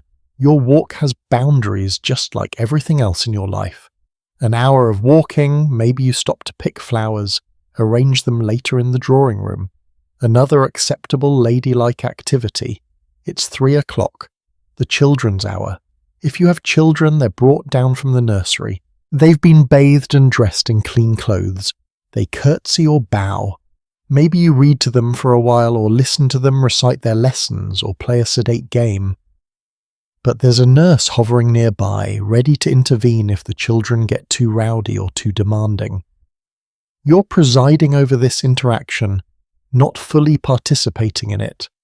And after an hour, they're taken back upstairs, 4 o'clock, tea, an elaborate ritual involving the good china, small sandwiches, cakes. If you have visitors, this is when they'd call, but most days in the country you're taking tea alone, or with your husband's elderly aunt who lives with you and mostly talks about her ailments. 5 o'clock, you go upstairs to change for dinner. Yes, change. You've been wearing day clothes. Now you need evening clothes. Another production with your lady's maid. Another 30 to 45 minutes. 6 or 7 o'clock, dinner. Multiple courses formally served even though you're eating alone. Because maintaining standards is important. Because you're the lady of the house and the house must be run properly even if there's no one there to see it. After dinner you retire to the drawing room. You might read, though many husbands monitored their wives' reading material. Novels were considered potentially dangerous. giving women unrealistic expectations about romance or, worse, ideas about independence. So you're probably reading something approved: religious texts, improving literature, poetry if it's sufficiently respectable, or you might do more needlework, or play the piano again, or just sit. 10 o'clock. You go up to bed, your maid helps you undress, another lengthy process, she brushes out your hair. Finally, you're alone in your room. That's it. That's the day, and tomorrow will be exactly the same, and the day after that, and the one after that. Can you feel the suffocation of it? The sheer grinding tedium? You've done nothing wrong. You've behaved perfectly according to all the rules, and yet you've also done nothing meaningful. Nothing that would leave a mark on the world, nothing that would matter if you weren't there. Now you might be thinking, but surely they could pursue hobbies, learn languages, study something. And yes, some did. Some women taught themselves astronomy or botany. Some became quite accomplished painters. Some studied languages or history. But these pursuits were always seen as accomplishments, not serious work. And they had to be pursued within strict limitations. For example, if you wanted to study botany, you could press flowers and paint watercolours of them. That was acceptable, but you couldn't attend lectures at a university, couldn't join scientific societies which were men only, couldn't publish papers under your own name if you made a discovery, couldn't correspond professionally with other scientists without it being seen as unwomanly. Your intellectual pursuits had to remain amateur, private, insignificant. There's a woman I want to tell you about. Her name was Margaret Cavendish, and she lived in the 17th century, a bit earlier than our main time period, but her experience illustrates the problem perfectly. Margaret was brilliant. She wrote philosophy, science fiction, poetry, plays. She was fascinated by natural philosophy, what we'd call science today, and she was mocked ruthlessly for it, called Mad Madge, criticised for being unfeminine. Her husband was supportive, which was unusual, but society viewed her intellectual interests as evidence of mental instability. Because why would a woman concern herself with such things unless there was something wrong with her? That attitude persisted well into the 19th century. A woman who was too intellectual, too interested in serious subjects, was considered unnatural, unwomanly, possibly even dangerous. So what were women supposed to be interested in? Fashion, social gossip, their homes and children, but only in an ornamental, supervisory way, not hands-on. Music and art, but as accomplishments, not vocations. That was it. That was the acceptable range of interests for a lady of quality. Do you know what's really tragic? Many of these women had been given decent educations as girls. They'd been taught languages, literature, history, music, art. They'd been taught to think, to engage with ideas. And then marriage happened, and suddenly all that education had no outlet, no application. It was like being trained to run a race and then being told you must spend the rest of your life sitting still. There are diaries and letters from this era that just break your heart. Women writing about feeling useless, purposeless. One woman wrote, "I have all the time in the world and nothing to do with it." Another described feeling like a clock wound up but with nowhere to go. These weren't complaints about hard labour or difficult conditions. These were women with every material comfort describing a kind of existential despair. And here's where it gets really interesting from a psychological perspective. Human beings need purpose. We need to feel like we matter, like our actions have consequences, like we're contributing something. It's fundamental to mental health. When you strip someone of purpose, when you systematically prevent them from doing anything meaningful, they start to break down. In the working classes, even though life was hard, people had purpose. A washerwoman knew her work was essential. A shopkeeper's wife knew she was critical to the business. A farmer's wife knew the household would collapse without her labour, but wealthy women, they knew they could disappear and the house would run just as smoothly. The servants would still do their jobs, the estate would still function. They were decorative, optional, essentially useless. There's a concept in modern psychology called learned helplessness. It happens when someone is repeatedly subjected to an uncontrollable situation and eventually stops trying to change their circumstances, even when change becomes possible. They've learned that nothing they do matters, so they stop trying. That's what happened to many of these women. They started out with energy, with interests, with desires, but year after year of being told that's not appropriate for a lady and you can't do that, let the servants handle it. Don't concern yourself with such things. It wore them down. They stopped trying, stopped wanting, became passive, listless, exactly the delicate, decorative creatures society wanted them to be. And then, cruelly, they were criticised for being exactly what they'd been shaped to be. Women are naturally passive, men said. Women lack ambition and drive. They're not suited for serious pursuits. Never mind that women had been systematically trained out of ambition and drive. Never mind that every time a woman showed initiative or interest in something substantial, she was shut down. Let me give you a specific example of how this played out. There's an account from the 1830s of a young woman. I'll call her Elizabeth, though that's not her real name. Elizabeth was interested in estate management. Her father had taught her some basics before she married, and she was good at it. She understood agriculture, knew how to read account books, had a head for numbers. When she married and moved to her husband's estate, she tried to take an interest in how it was run. She asked the estate manager questions, tried to understand the crop rotations, the tenant arrangements, the finances. Her husband was appalled.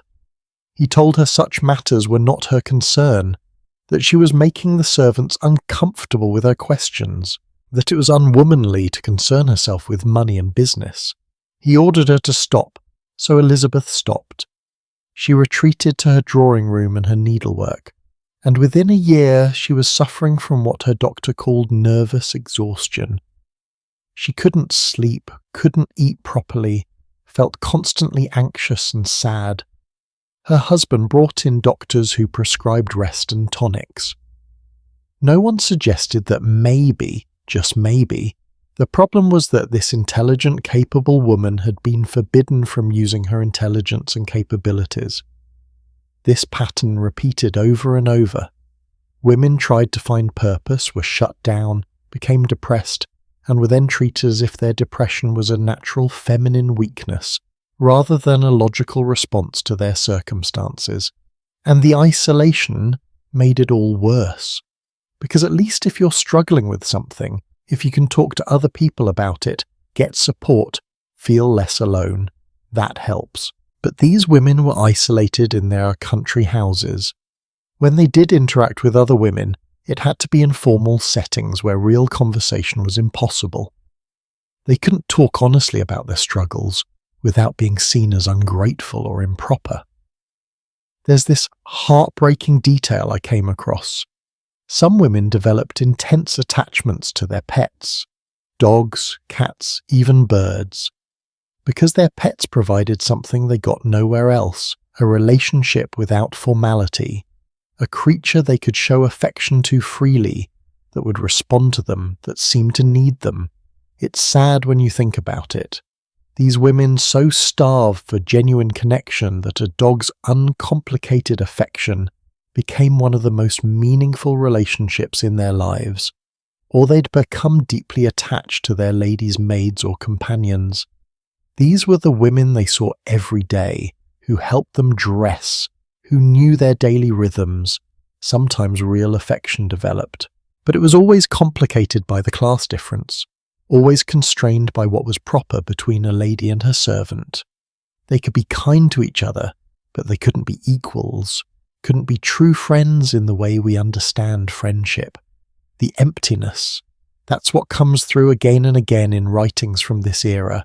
Not hardship, these women weren't suffering physical privation, but emptiness, a sense that life was passing them by, that they were ghosts haunting their own existence. And here's something that really strikes me. Many of these women lived into their 70s or 80s. 50, 60 years of this. 50 years of filling time, of making beautiful needlework no one needed, of practicing piano for no one's entertainment, of writing meaningless letters about nothing, of walking in circles around the same garden paths, of waiting for something, anything to happen. What does that do to a person's spirit? What happens to your sense of self when you spend decades doing nothing that matters? When every day is identical and every day is empty, the answer is something breaks. The mind rebels, the body revolts. Because we're not meant to live this way. No human being is. And in the next part of our journey, we're going to explore what happened when these women broke. When the emptiness became unbearable. When their minds and bodies started sending out distress signals that the medical establishment of the time was utterly unprepared to understand.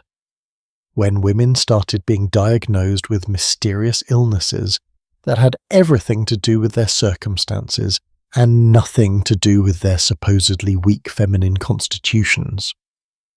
When your soul is screaming but you're not allowed to speak, what happens? Your body starts speaking for you. That's what happened to thousands of wealthy women in the 18th and 19th centuries. They couldn't say, "I'm suffocating in this life." They couldn't say, "I feel useless and trapped."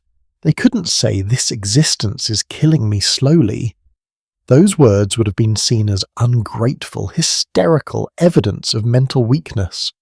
So their bodies found other ways to communicate distress, ways that doctors would spend decades trying to understand, categorize, and treat, almost always unsuccessfully, because they were treating symptoms while ignoring the disease. And the disease was the life these women were forced to live. Welcome to the world of nervous disorders, of hysteria and neurasthenia and melancholia, of mysterious ailments that seem to afflict wealthy women in epidemic proportions, of an entire medical industry built around treating women whose real illness was their circumstances. Let me tell you about Jane Hamilton Holman. She lived in the late 1700s and early 1800s, and we know about her because her letters survived. Jane was from a good family, well-educated, married to a respectable gentleman, and she was constantly ill, or rather she was constantly suffering from what she and her doctors called low spirits and nervous complaints. In her letters to friends, Jane describes symptoms that sound remarkably like what we would now call clinical depression and anxiety. She couldn't sleep at night. When she did sleep, she had disturbing dreams. She felt a constant heaviness in her chest. Some days she couldn't bring herself to get out of bed. She had what she called agitations and probably panic attacks, and worst of all, she felt this overwhelming sense that something terrible was about to happen, even though nothing in her circumstances had changed. Jane tried everything. She went to Bath to take the waters, drinking and bathing in the mineral springs there, which was a fashionable cure for all sorts of ailments. She tried various tonics and medicines that her doctors prescribed. She attempted to follow their advice to think pleasant thoughts and avoid overtaxing her delicate nerves. And in her letters, she writes explicitly that what helped most was having friends to talk to, not doctors, not treatments, friends, human connection, being able to honestly express what she was feeling. But of course, that connection was limited. She couldn't talk too freely even to friends without risking her reputation, and her friends were dealing with similar struggles. In letter after letter between women of this class, you see the same language appearing. "I hope your spirits are improved. I'm sorry to hear you're suffering from low feelings. My nerves have been very bad lately." It's like they were all passing around the same illness. which in a way they were, except the illness was their circumstances, not their bodies. The medical establishment of the time had different explanations. To understand what they thought was happening, we need to talk about the prevailing medical theories. In the 17 and 1800s, doctors still believed in something called the humoral theory, the idea that health depended on balancing 4 bodily fluids or humours. An excess of black bile caused melancholy, too much yellow bile caused anger, and so on. By the early 1800s, this was evolving into theories about the nervous system. Doctors believed that people had a finite amount of nervous energy. This energy could be depleted by overuse and needed to be carefully conserved. And women, doctors said, had naturally weaker nervous systems than men. Their nerves were more delicate, more easily exhausted, more prone to disorder. Why? Well, according to medical texts of the era, it was because of women's reproductive organs. Yes, seriously. Doctors believed that women's wombs and ovaries exerted this mysterious influence over their entire bodies, particularly their nervous systems. This is where the term hysteria comes from the Greek word for womb. Hysteria was literally seen as a disease of the womb, something that only women could have. What were the symptoms of hysteria? Oh, just about anything. Anxiety, depression, irritability, fainting, headaches, stomach problems, insomnia, excessive emotion, lack of emotion, being too interested in intellectual pursuits, being too interested in physical activity. Basically, any behavior or symptom that deviated from the narrow definition of proper feminine behavior could be labeled hysteria. It was a diagnosis that could mean everything and nothing, and it was astonishingly common. Some estimates suggest that in the Victorian era, as many as 1 in 4 upper and middle-class women were diagnosed with some form of nervous disorder at some point in their lives. 1 in 4, that's not a medical condition, that's a social phenomenon. Let me describe what a diagnosis typically looked like. You're a woman in 1860, you've been feeling sad, anxious, can't sleep. You mention this to your husband. He's concerned, or more likely annoyed that you're not fulfilling your duties cheerfully. He calls in the family doctor. The doctor examines you, takes your pulse, looks at your tongue, asks about your appetite and your sleep, and then he diagnoses you with neurasthenia, nervous exhaustion. He explains that your delicate feminine nerves have been overtaxed. Perhaps you've been reading too much. Perhaps you've been thinking too hard about serious subjects. Perhaps you've been walking too vigorously or engaging in too much social activity. Whatever you've been doing, it's depleted your limited store of nervous energy. His prescription? Rest. Complete rest. You're to lie in bed, avoid all stimulation, no reading, especially not novels. No visitors, no excitement of any kind. You're to eat a special diet, usually milk and other easily digestible foods. You might be given tonics containing alcohol or opiates, and you're to submit yourself completely to the authority of your doctor and your husband, because resistance or argument only proves how disordered your nerves have become. Does this sound like a treatment that would help someone who's depressed and anxious because they feel trapped and useless? Of course not. It's making the problem worse. You're taking someone who's already isolated and purposeless and isolating them further, removing even more of their autonomy, confirming that they're weak and incapable. But here's the truly insidious part. If you objected to this treatment, if you said, actually, lying in bed all day is making me feel worse, that objection was taken as further evidence of your illness. A rational person would accept medical treatment, doctors said. If you resisted, it proved your judgment was impaired by your nervous disorder. It was a perfect trap. The system that was making you sick diagnosed you as sick, and then prescribed treatments that made you sicker, and any protest against this was used as proof that you needed more treatment. There was also this diagnosis called melancholia, which is basically what we'd call depression today. The word comes from ancient medicine, from that idea about black bile. Melancholia was characterized by prolonged sadness, lack of interest in life, feelings of worthlessness, difficulty sleeping and eating. Sound familiar? It's clinical depression, and wealthy women were diagnosed with it in droves. Why? Well, according to doctors, because women were naturally more prone to emotional disturbances, because their constitutions were weaker, because the slightest stress or upset could throw their delicate systems into disorder. The real reason, because living a life devoid of purpose, agency, and meaningful human connection will make anyone depressed. But that explanation would have required acknowledging that there was something wrong with the social system, and that was unthinkable. Much easier to blame women's bodies, women's wandering wombs. Here's a statistic that really drives this home. When researchers looked at asylum records from the Victorian era, they found that about 60 to 70% of patients in private asylums, the expensive ones where wealthy families sent troubled relatives, were women. 60 to 70%. And the most common diagnoses? Hysteria, neurasthenia, melancholia, nervous exhaustion. Now, compare that to public asylums, which served the poor. In those institutions, the gender ratio was much more balanced, closer to 50-50, and the diagnoses were different, more likely to be things like what we'd now call schizophrenia or severe bipolar disorder. Actual serious mental illnesses that affected people regardless of their life circumstances. What does this tell us?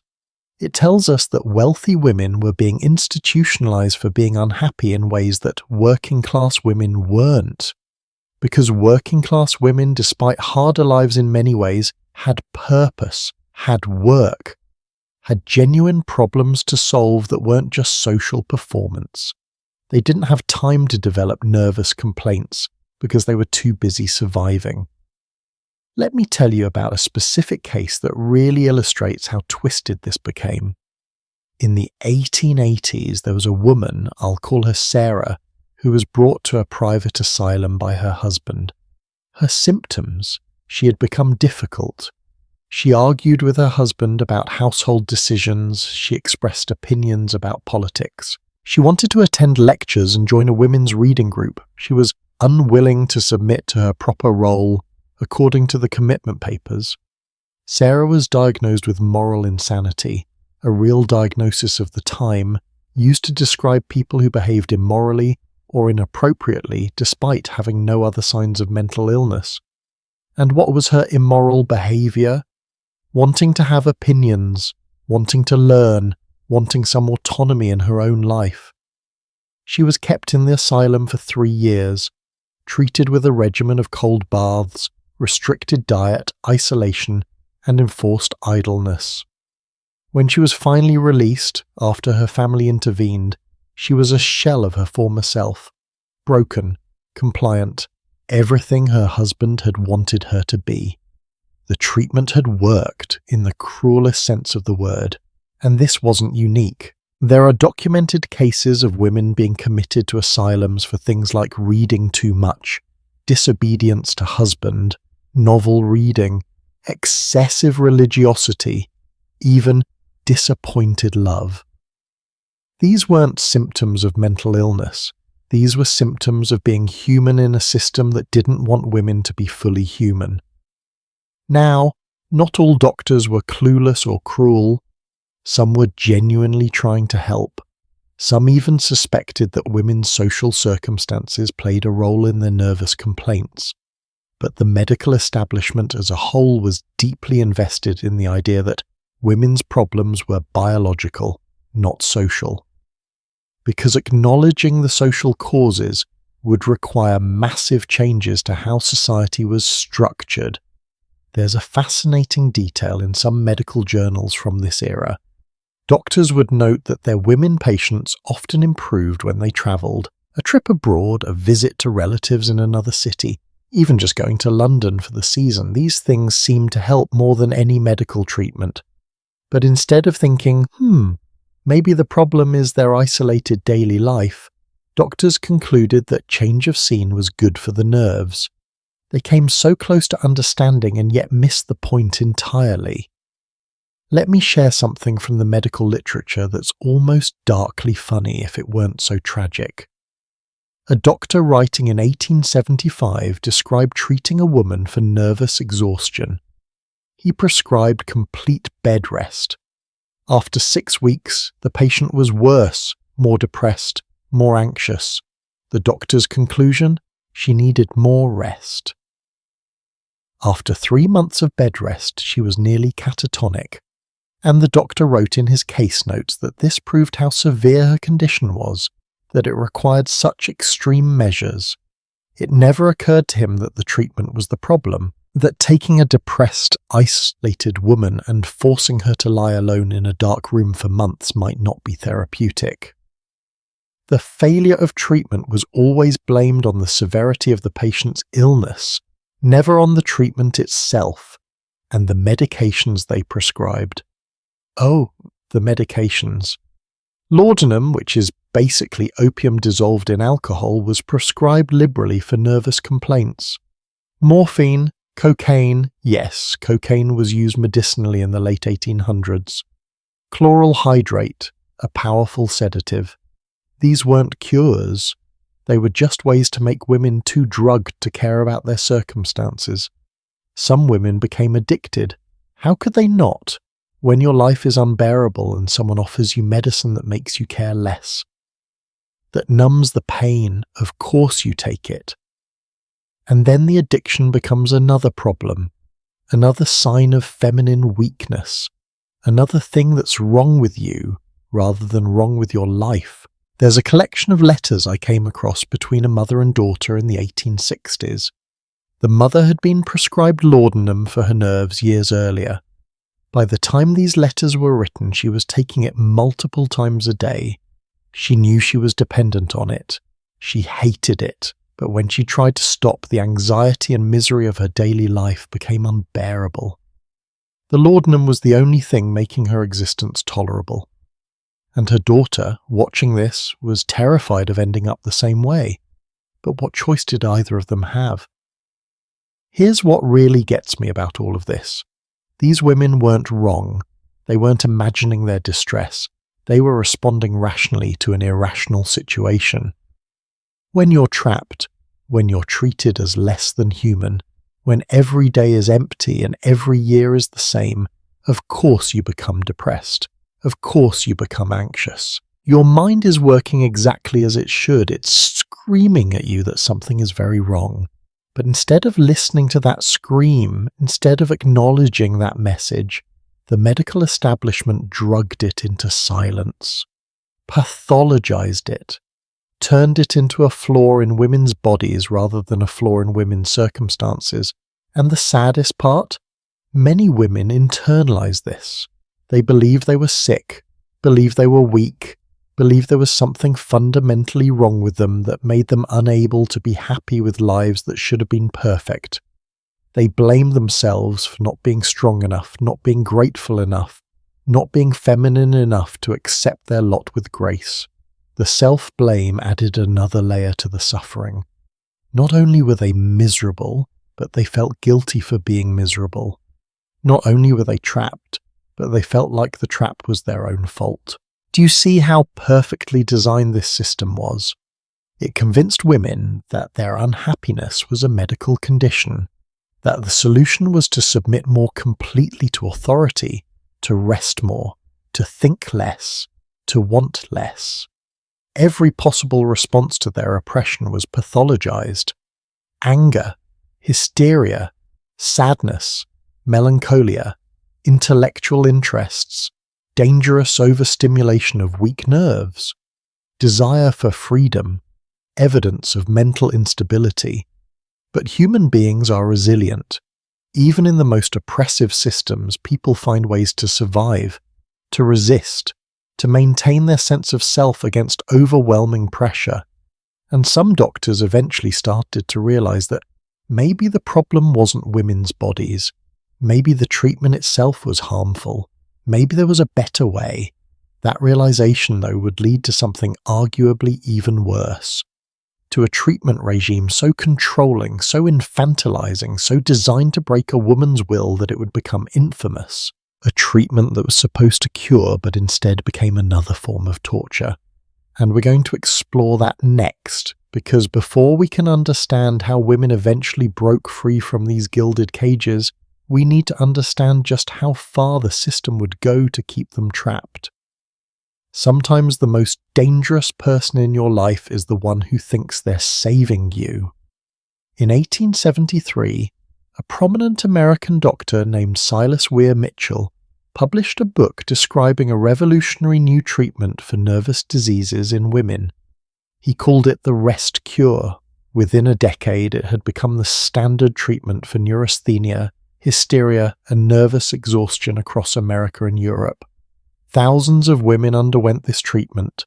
Many doctors praised it as a breakthrough. And it was, in its own way, a breakthrough in how to systematically break a woman's will while calling it medicine. Let me tell you exactly what the rest cure involved, because understanding this treatment in all its methodical cruelty helps us understand just how far society would go to force women into submission, and how that force was always dressed up as care, as concern, as medical necessity. The cure typically lasted 6 to 8 weeks, though some treatments stretched on for months. Here's how it began. The patient would be confined to a single room, not a hospital room, usually. This was done in the home, which made it even more isolating. A bedroom, curtains drawn to keep the light dim, windows closed to avoid stimulation from outside sounds. The patient was put to bed and told she would not be leaving that bed for the duration of treatment, not to use the bathroom, bedpans only, not to sit up to eat. Food would be brought and she would be fed while lying down, not to get up for any reason. Complete, absolute bed rest, for weeks, for months in severe cases. Can you imagine that? Can you imagine being forced to lie still, not even allowed to sit up for 8 weeks?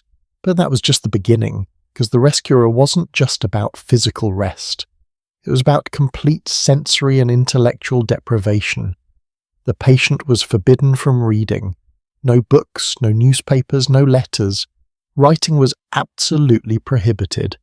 Mitchell believed that writing, especially journal keeping, encouraged women to dwell on their feelings, which would worsen their condition. No visitors except the doctor and perhaps a nurse. No conversation beyond what was absolutely necessary. The patient was meant to lie quietly, think pleasant thoughts if possible, and wait to be cured. And the diet.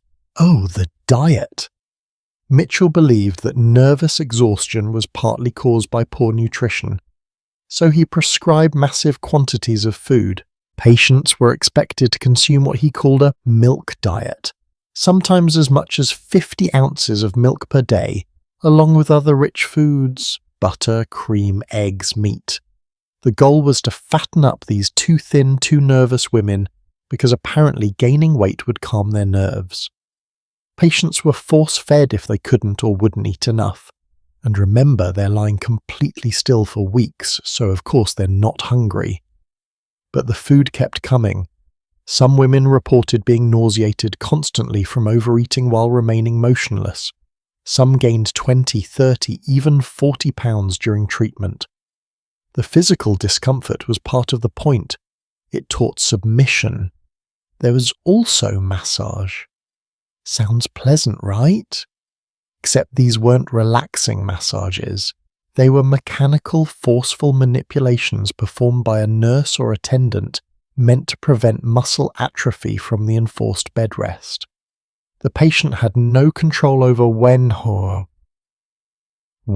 how, or by whom she was touched. Her body wasn't hers to govern. And electricity. Yes, electricity. Electrotherapy was fashionable in the late 1800s. Doctors would apply electrical currents to various parts of the body, believing it would stimulate the nerves and restore proper function. Whether it did anything therapeutic is debatable. What it definitely did was reinforce the doctor's power and the patient's helplessness. Now here's what makes this especially insidious. Dr. Mitchell, who invented this cure, genuinely believed he was helping. He saw himself as a healer, a pioneer.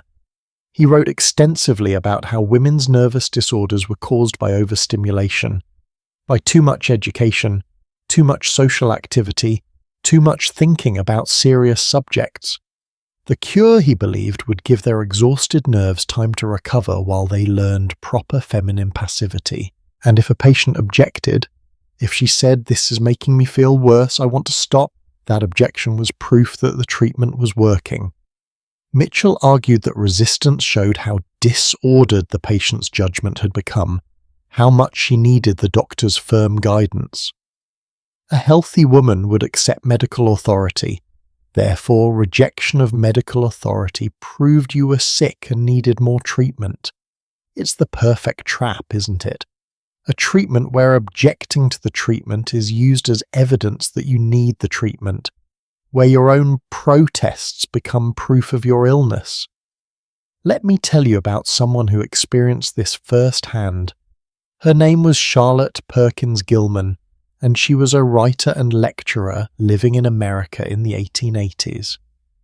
After the birth of her daughter, Charlotte fell into what we'd now recognize as postpartum depression. She felt exhausted, anxious, unable to cope with daily life. Her husband, concerned, brought her to see Dr. Silas Weir Mitchell himself. Mitchell examined Charlotte and diagnosed her with neurasthenia. He prescribed the rest cure, but he added something extra to Charlotte's prescription. After completing the cure, she was to live as domestic a life as possible. She was to have but 2 hours of intellectual life a day. She was never to touch pen, brush, or pencil again. In other words, she was to stop writing, stop lecturing, stop doing the work that gave her life meaning. Charlotte tried to follow this advice. She underwent the rest cure, and it nearly destroyed her. She later wrote that she came perilously near to losing my mind. The enforced passivity, the sensory deprivation, the prohibition on intellectual activity, these things didn't cure her depression. They made it catastrophically worse. She described coming close to complete mental breakdown. Finally, Charlotte did something radical. She ignored the doctor's orders. She left her marriage, she returned to her writing and her work, and her depression lifted. She went on to have a successful career as a writer and social critic, and in 1892 she published a short story called The Yellow Wallpaper. If you haven't read it, you should. It's a semi-autobiographical story about a woman undergoing the rest cure. Confined to a room with yellow wallpaper, forbidden from writing, slowly losing her grip on reality. By the end of the story, she believes there are women trapped inside the wallpaper, and she's tearing it off the walls to free them. It's a descent into madness caused directly by the treatment meant to prevent madness. The story was meant as a warning, a critique of the rest cure. Charlotte sent a copy to Dr. Mitchell. Whether he read it, we don't know, but we do know he reportedly changed some aspects of his treatment after that. Small changes, but changes nonetheless. So perhaps one woman's courageous testimony saved others from the worst excesses of the cure, but the rest cure continued to be used for decades, even after women like Charlotte spoke out, even after it became obvious that the treatment often failed or made patients worse. Why? Because it served a purpose beyond medical treatment. It taught women their place. Think about what the rest cure actually did. It took a woman who was already feeling powerless and isolated and made her completely dependent. She couldn't feed herself, couldn't clean herself, couldn't move or think or communicate freely. She was reduced to an infant-like state of total dependency. And then, when she was sufficiently broken, she was released back into society, presumably now properly submissive, properly grateful, properly aware of her own weakness and need for male authority. It was control disguised as care, punishment disguised as treatment, and it was legal, respected, practiced by the most prominent doctors of the era. There's a letter I came across, written by a woman to her sister while undergoing the rest cure. The woman, I'll call her Margaret, had been in treatment for 5 weeks. She writes, "I no longer know what day it is. I lie here in the dark and count the hours. They bring food and I eat it though. I'm not hungry. They tell me I'm improving, but I feel further from myself than ever. I try not to think, but thinking is all there is to do. I think about running, about walking through the garden, about holding a book in my hands. These simple things have become impossible luxuries. I wonder if I shall ever feel like myself again." Margaret did eventually complete the treatment. Her doctor declared her cured. She returned home, gained permission to resume some light activities, and never fully recovered her previous vitality. She spent the rest of her life as a semi-invalid, always fearful that overexertion would bring back her nervous troubles, and she'd have to undergo the cure again. The treatment hadn't cured her. It had taught her to be afraid. And here's something absolutely chilling. Some doctors prescribed the rest cure not just for diagnosed nervous conditions, but as a preventive measure. If a woman was getting too involved in intellectual pursuits, showing too much independence, expressing too many opinions, her family might be advised to have her undergo a brief course of rest cure to settle her nerves before she developed a full disorder. It was used as a threat, a tool of control. If you don't behave properly, we'll have to call the doctor. You don't want to need the cure again, do you? Imagine living under that threat. Imagine constantly policing your own behavior, suppressing your own thoughts and feelings, because you're terrified of being subjected to weeks of forced immobility and isolation. Now, I want to be clear. Not every doctor who prescribed rest for nervous patients was deliberately cruel. Many genuinely believed they were helping. The medical understanding of mental health was primitive. They didn't have the concepts or language we have now for understanding how social circumstances affect psychological well-being. They were working within a paradigm that said women's problems were biological, and they were trying to find biological solutions. But the paradigm itself was the problem, because as long as doctors insisted that women's distress was caused by weak nerves or wandering wombs or insufficient rest, they could avoid looking at the real cause. A social system that denied women autonomy, purpose, and recognition as full human beings. There were alternatives to the rest cure, though they weren't much better. Some doctors prescribed vigorous exercise and cold water treatments, essentially the opposite approach. Patients would be subjected to ice-cold baths, sometimes for hours. The shock was supposed to jolt their systems back into proper function. Other doctors prescribed travel, change of scene. Some recommended marriage for single women or pregnancy for married women, as if adding more restrictions and responsibilities to an already overwhelmed woman would somehow help. The one thing almost no doctor prescribed was freedom, agency, the opportunity to work, to create, to make meaningful decisions about one's own life. Because those things weren't seen as medical treatments, they were seen as the opposite, as potential causes of nervous disorder. There's a medical journal article from 1885 that I find particularly revealing. The doctor writing it describes treating several women for neurasthenia. He notes that many of them improved when they travelled or visited relatives in the city. But instead of concluding that isolation was the problem, he writes that nervous women require frequent changes of scene to distract them from morbid introspection. The solution, in his view, wasn't to change their daily lives, but to provide occasional distractions from their daily lives. It's like if someone was drowning and you occasionally pulled them up for a breath of air while insisting they stay in the water. You're not solving the problem, you're just making drowning take longer. And the worst part? Many women internalize these medical views. They believe they really were weak, really were prone to nervous disorders, really did need strict management to stay functional. When the treatment failed, and it so often failed, they blamed themselves. I'm not trying hard enough. I'm not being passive enough. There's something deeply wrong with me that even the doctor can't fix. The psychological damage from this, the long-term impact on women's sense of self, is incalculable. How many women spent their entire lives believing they were fundamentally broken? How many lived in fear of their own minds, their own emotions, their own desires? How many died never knowing that their suffering had been caused not by weak nerves but by an unjust system? But human resilience is remarkable.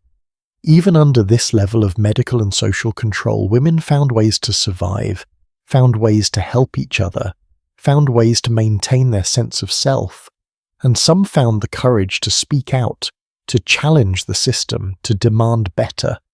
Charlotte Perkins Gilman was one. There were others, women who wrote about their experiences, who questioned the treatments they had undergone, who insisted that maybe, just maybe, the problem wasn't in women's bodies but in women's circumstances.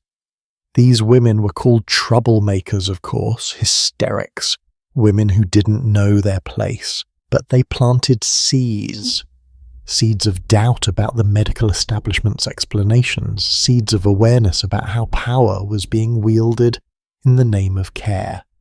Seeds that would eventually grow into real change. But before we get to that change, we need to understand one more piece of this puzzle, because there was one route out of the gilded cage that we haven't fully explored yet. One way that women could gain legal existence, could control property, could make decisions. One path to freedom that was simultaneously a tragedy. And that's widowhood.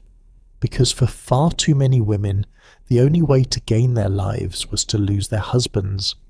That's where we're turning next, to explore the painful paradox of freedom through death. Here's a dark truth that haunted the dreams of countless women. Their lives could only truly begin when their husbands' lives ended. It sounds terrible, doesn't it? Macabre. The kind of thing you shouldn't say out loud. But it was the reality for married women under coverture. Marriage erased them legally. Widowhood restored them. The same woman who had no rights on Monday could wake up on Tuesday, after her husband's death, as a complete legal person with full control over property, contracts, and home life. Death was the only divorce that society fully approved of, the only escape that came without scandal. And here's what's truly haunting. Some women spent decades waiting for this freedom, praying for it even, though they felt guilty for the prayer, living in a strange limbo where they couldn't wish their husbands dead, but couldn't help counting the years, watching their husbands age, wondering if they might outlive them, and finally get to live. Let me tell you about Isabella Elder. Her story perfectly captures the bittersweet paradox of widowhood as liberation. Isabella was born in 1828 into a middle-class Scottish family. At age 29, she married John Elder, a talented engineer and shipbuilder. This was 1857. John's business grew rapidly. He pioneered new designs for ship engines, and his shipyard on the River Clyde became one of the most important in Britain. They became wealthy, very wealthy. Isabella supported her husband's work, managed their household, did everything a good Victorian wife was supposed to do. And then, in 1869, John died suddenly. He was only 45, Isabella was 41, and overnight, everything changed. Under the law, Isabella became a femme sole again, a woman alone, legally whole. She inherited her husband's estate and business interests, and here's where the story gets remarkable. Isabella didn't just passively manage her inheritance, she took over the shipyard. For 9 months, Isabella Elder personally ran one of Britain's largest shipbuilding operations. A woman running a shipyard in 1869. She attended business meetings, made decisions about ship designs and contracts, negotiated with clients and workers, and by all accounts she was good at it. The business continued to thrive under her management. She understood the technical aspects. Years of listening to her husband had taught her more than anyone realized. But after 9 months, her health began to fail under the stress. Not because she was incapable, but because she was doing a job that required a large staff and business infrastructure, and she was doing it largely alone, while society looked on in shock that a woman would dare. So she appointed 3 partners to run the business and stepped back, but she remained heavily involved in investment decisions for years afterward. Now here's what Isabella did with her wealth, and this is the part that really matters. She could have simply lived in luxury, could have become one of those wealthy widows who fill their days with social calls and needlework, but instead she used her money and her newfound legal power to make a difference. She bought and donated land to create Elder Park in Govan, a public park for working people who otherwise had no green space.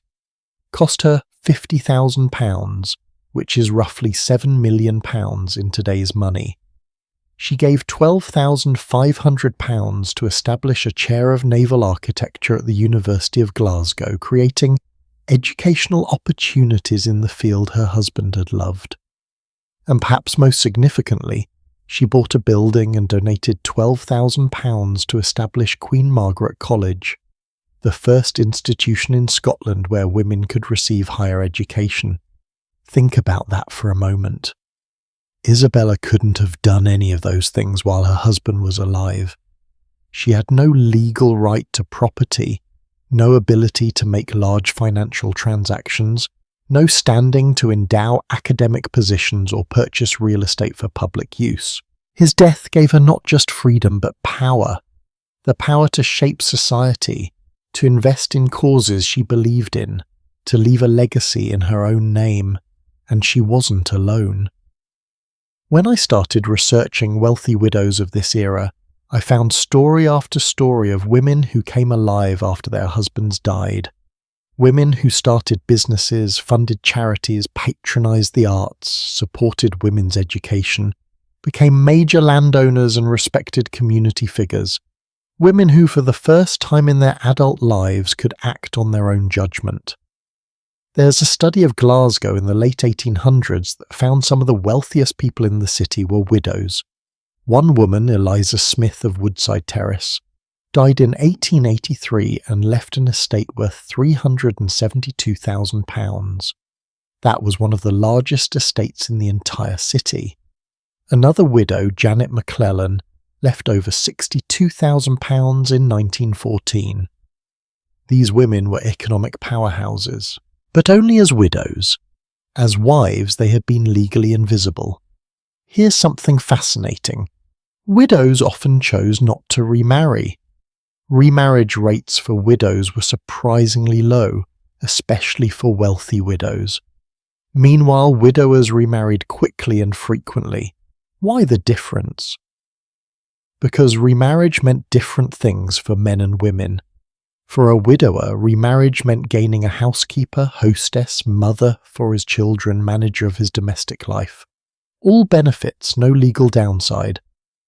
But for a widow, remarriage meant giving up her legal existence again, giving up control of her property, becoming covered once more, trading freedom for companionship, and many widows decided that trade wasn't worth it. There are letters from this era where widows discuss the prospect of remarriage. The tone is often wry, almost amused. One widow wrote to her sister, "Mr. Thompson has asked me to marry him. He seems a kind enough gentleman, but I have tasted independence, dear sister, and I find it suits me better than I expected. I think I shall remain as I am." Another wrote more bluntly, "They say a woman is incomplete without a husband, but I feel more complete now than I ever did in 20 years of marriage. Why should I give that up?" Can you imagine the strange psychology of this? Loving your husband, and many of these women did genuinely love their husbands, while also being aware that his death would free you. Grieving his loss while simultaneously discovering capabilities and freedoms you never knew you had. Feeling guilty for the relief mixed in with the sadness. Some widows never remarried not because they didn't want companionship, but because they couldn't risk losing their independence again. One widow asked why she didn't accept a particular suitor, reportedly said, "I like him very well, but I like controlling my own money better." And here's a detail that really illustrates the double standard. Widows who chose not to remarry were generally respected for their devotion to their late husband's memory. She loved him so much she'll never marry again. But if that same widow showed too much independence, too much enjoyment of her freedom, suddenly the narrative shifted. She's not properly grieving, she's too bold, she's forgotten her place. Widows had to walk this careful line. They had legal rights now, yes, but they still had to maintain respectability. A widow could manage estates and make business decisions, but she couldn't be too successful or too happy about it. She had to perform perpetual mourning, at least in public. Victorian mourning conventions required widows to wear black for at least 2 years, sometimes much longer. Some widows wore black for the rest of their lives. It was a costume of grief, but also a kind of armour. The black dress said, "I am respectable, I honour my late husband. I am not seeking male attention." It gave widows a kind of protective status. They could move through the world more freely than married women or unmarried girls, but that freedom came at the cost of performing endless grief. There's this heartbreaking paradox at the centre of widowhood. It was freedom, but freedom that came through loss. Women couldn't wish for it openly. What kind of woman wishes her husband dead? But they couldn't help being aware of it either. Aware that there was this door, this escape route, but it could only be opened by death. Some women were trapped in truly terrible marriages, abusive husbands, men who squandered fortunes, men who were cold or cruel, and these women's only hope was that time and mortality would eventually free them. Imagine living like that. Imagine waking up each day in misery, knowing that your only realistic path to freedom is to outlive the man who controls your life. And not all women did outlive their husbands. Childbirth was dangerous. Disease could strike at any age. Some women spent 20 years in unhappy marriages, hoping for eventual freedom, only to die first and never taste it. Their tombstones would read, "Beloved wife of," defined by their relationship even in death, having never had the chance to be anything else. But for those who did survive to widowhood, the transformation could be startling. Women who had seemed meek and passive suddenly revealed capabilities no one knew they had, managed businesses, made shrewd investments, negotiated contracts, travelled independently, pursued education, supported causes, became, in short, fully realised human beings. There's a wonderful detail in some estate records I found. When women wrote wills as widows, the language was often remarkably different from the language in wills written by married women under special legal arrangements. Married women's wills, when they existed, were tentative.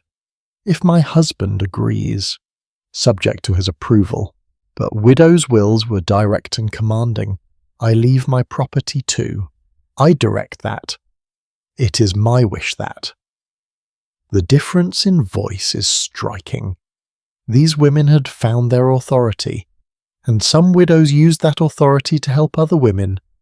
They funded girls' schools, established scholarships for women, created employment opportunities, supported women's suffrage and women's property rights campaigns. Having experienced the constraints of coverture and the freedom of legal personhood, they understood viscerally why these rights mattered. Isabella Elder, whom I mentioned earlier, didn't just give money to Queen Margaret College. She served on its council. She was actively involved in its operations. She used her position as a wealthy widow to advocate for women's education in ways that would have been impossible as a wife. Her widowhood gave her not just legal rights, but social standing to use those rights meaningfully. But here's what haunts me about all of this. It shouldn't have been this way. Women shouldn't have had to wait for their husbands to die to become full legal persons. Shouldn't have had to view death as liberation. Shouldn't have had to feel secretly grateful for becoming widows even as they grieved their losses. The system was so broken that death was the most common path to female autonomy, not reform, not gradually expanding rights. Death. That's how you got your life back. That's how you became real in the eyes of the law. And think about the men in this system too, good men, kind men who loved their wives. They benefited from coverture even if they didn't want to. Even if they tried to share power with their wives, the law still made them ultimate authorities. And when they died, they left their wives in this strange position of grief mixed with liberation. That can't have been what they wanted. But the system gave them no choice. The whole thing was a tragedy. For women who spent decades waiting for freedom that might never come. For women who died before tasting independence. For widows who felt guilty for being relieved. For men who couldn't grant their wives legal equality even if they wanted to. For children who grew up watching this dynamic play out, learning that this was normal, this was natural, this was just how the world worked. But you know what's remarkable? Despite everything, despite the legal restrictions and social constraints and endless waiting, women survived. They found ways to live with dignity, to maintain their sense of self, to support each other through the waiting. And some of them, when they finally got their chance, whether through widowhood or through the slowly changing laws, they used their freedom magnificently. They proved that the limitations placed on them had never been about capability, had never been about women's supposed weakness or unsuitability for business or intellectual life. Those limitations had been about control, and when that control was lifted, women thrived. But widowhood wasn't the only form of resistance, wasn't the only way women pushed back against the system. Throughout this entire era, even as women were being erased legally and isolated socially and medicated into submission, there were women who fought back, who said no when they were supposed to say yes, who used their voices when they were supposed to be silent. And those women, those troublemakers and rabble-rousers, those unwomanly women who demanded better, they're the ones who eventually changed everything. Let's meet them next. These remarkable women who refuse to accept their cages, no matter how gilded. Every revolution starts with someone saying no, not a loud, dramatic no that echoes through history books. Often just a quiet, persistent no spoken in a drawing room, written in a letter, whispered to a friend. A refusal to accept what everyone says is inevitable. A determination to be more than what society allows. And in the gilded cages of 18th and 19th century England, there were women saying no in countless small and large ways. Women who looked at the system designed to contain them and decided to push back, to resist, to fight. These women didn't have the vote, didn't have legal standing, didn't have institutional power, but they had something more dangerous. They had voices, and they refused to be silenced. Let me introduce you to some of them, because while we've talked a lot about the constraints on women's lives, we haven't fully explored how women resisted those constraints, how they found cracks in the system and wedged them open, how they turned their supposed weakness into strength. Let's start with Barbara Lee Smith Bodichon.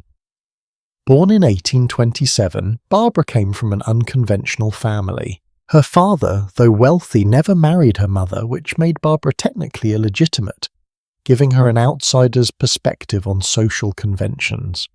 Her father gave her an excellent education and, remarkably, an independent income. When she turned 21, he settled money on her that would be hers to control. Barbara used that money and that education to become a revolutionary. In 1854, at age 27, she published a pamphlet called A Brief Summary in Plain Language of the Most Important Laws Concerning Women. It was exactly what the title promised: a clear, accessible explanation of coverture and married women's legal status. Before Barbara, most women didn't fully understand the laws that governed them. The legal language was impenetrable, deliberately so. Barbara translated it. She wrote things like, "A man and wife are one person in law, the wife loses all her rights as a single woman, and her existence is entirely absorbed in that of her husband." Dark, clear, impossible to misunderstand, the pamphlet sold widely. Women read it and realized for the first time exactly what they'd lost when they married. Knowledge is power, and Barbara was arming women with knowledge. But she didn't stop there. In 1857, Barbara helped organize a petition to Parliament demanding married women's property rights. She and her allies collected thousands of signatures. Over 26,000 women signed. 26,000 women, many of them using names and addresses that revealed them as respectable middle and upper-class ladies, publicly declaring that the law was unjust. The petition failed. Parliament dismissed it. But it planted seeds. It showed that women were paying attention, were organized, were willing to make their grievances public. And Barbara kept fighting. She founded the English Woman's Journal, providing a platform for women to discuss serious issues. She was involved in establishing schools and employment opportunities for women. And in 1857 she married a French doctor, Eugene Baudichon. But only after drawing up a marriage contract that protected her property rights as much as English law allowed. Barbara was privileged, certainly. Her father's money gave her options most women didn't have, but she used that privilege to fight for women who had less. That's what makes her remarkable. Now let me tell you about someone with less privilege, but equal determination. Millicent Garrett Fawcett. Born in 1847, Millicent came from a middle-class family with 10 children. Money was tight, expectations were conventional. But Millicent had something special, a mind that questioned everything. When she was 19, she married Henry Fawcett, a member of Parliament who supported women's rights.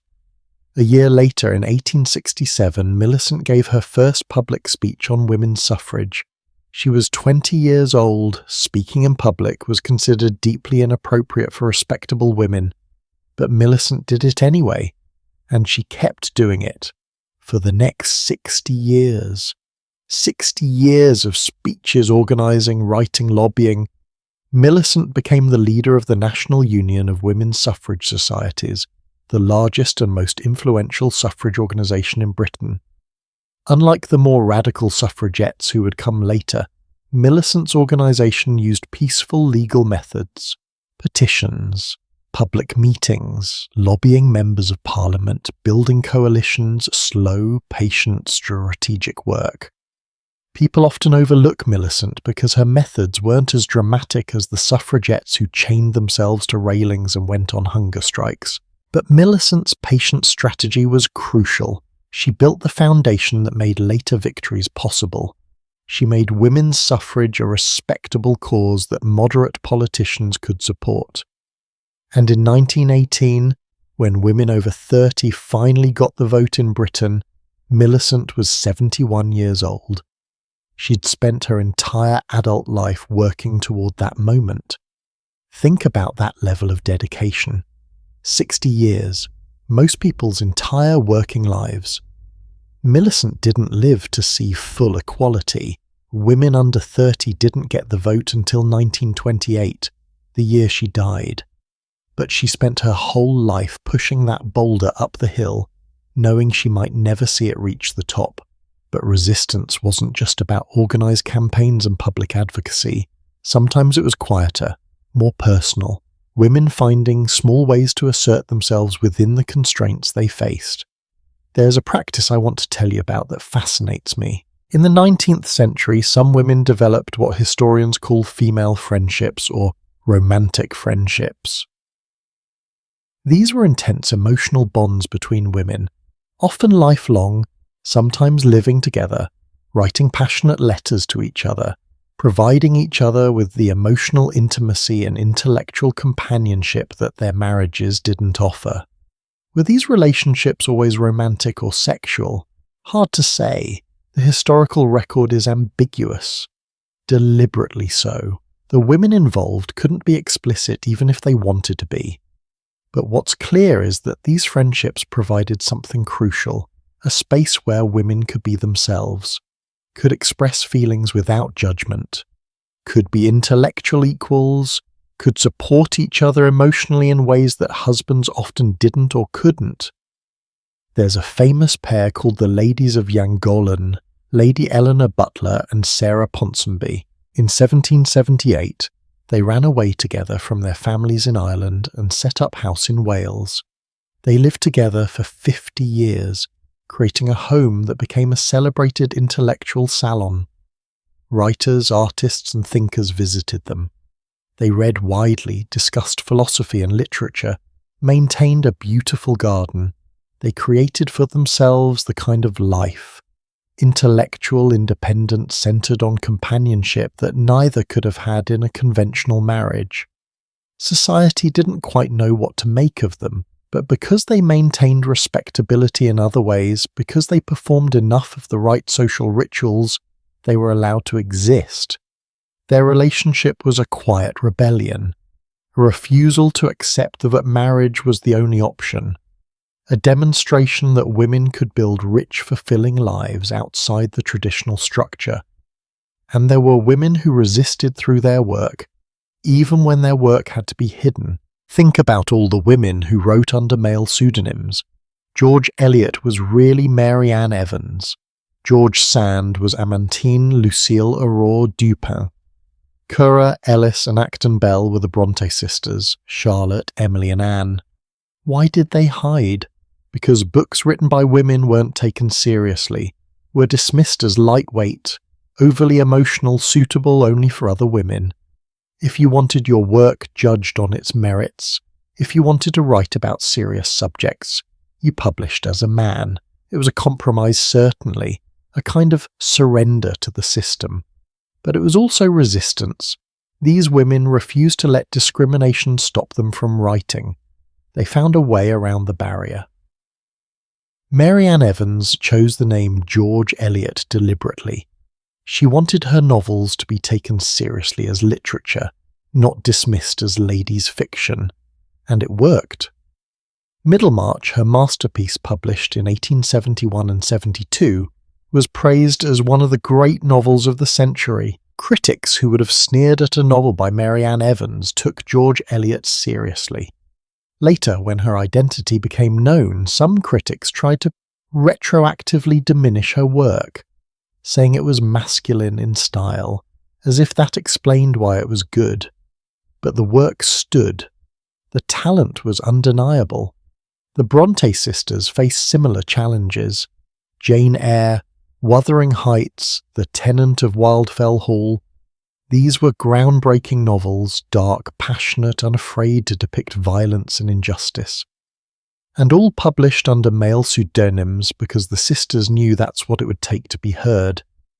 Here's what I find both inspiring and infuriating about this.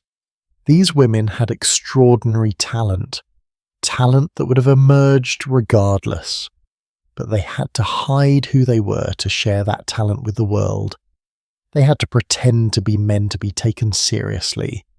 It's a testament to their determination. But it's also an indictment of a society so invested in women's inferiority that it couldn't recognize genius when it came from a female source. And then there were women who resisted through sheer stubbornness. Women who simply refused to comply with expectations, even when it cost them dearly. You remember Caroline Norton, whom we've mentioned before? Caroline didn't just suffer through her abusive marriage and move on. She fought back publicly.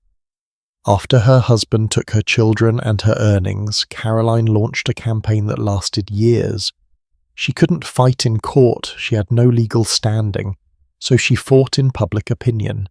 She wrote pamphlets with titles like English Laws for Women in the 19th Century and A Letter to the Queen on Lord Chancellor Cranworth's Marriage and Divorce Bill.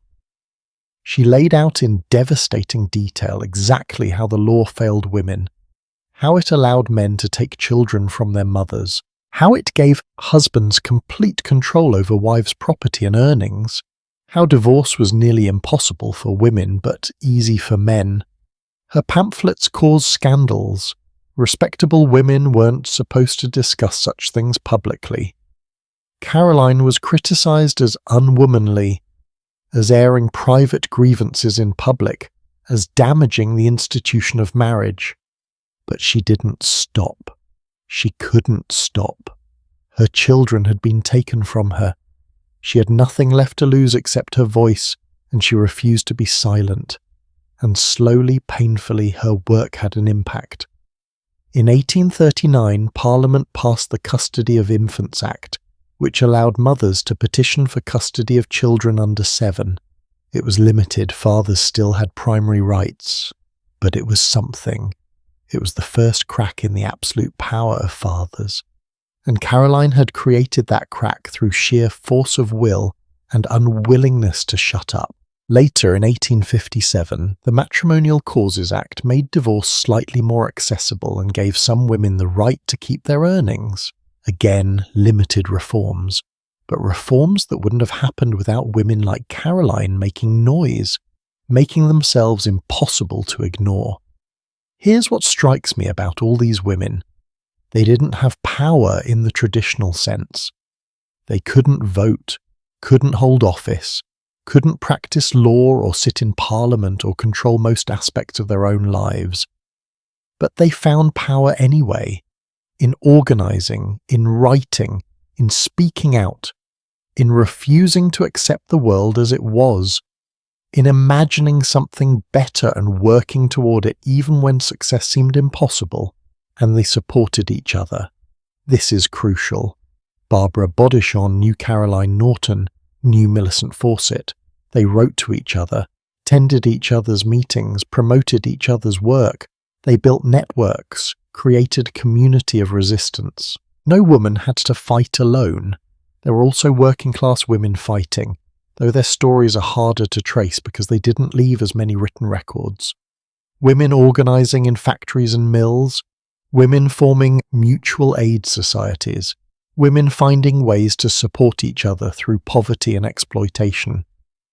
Their resistance looked different, more about survival than reform, but it was resistance nonetheless. And here's something important. Not every woman could resist openly. Many had too much to lose, had children they couldn't risk being separated from, had economic security they couldn't jeopardize, had families who would disown them. And that's okay. Resistance isn't just about grand public gestures.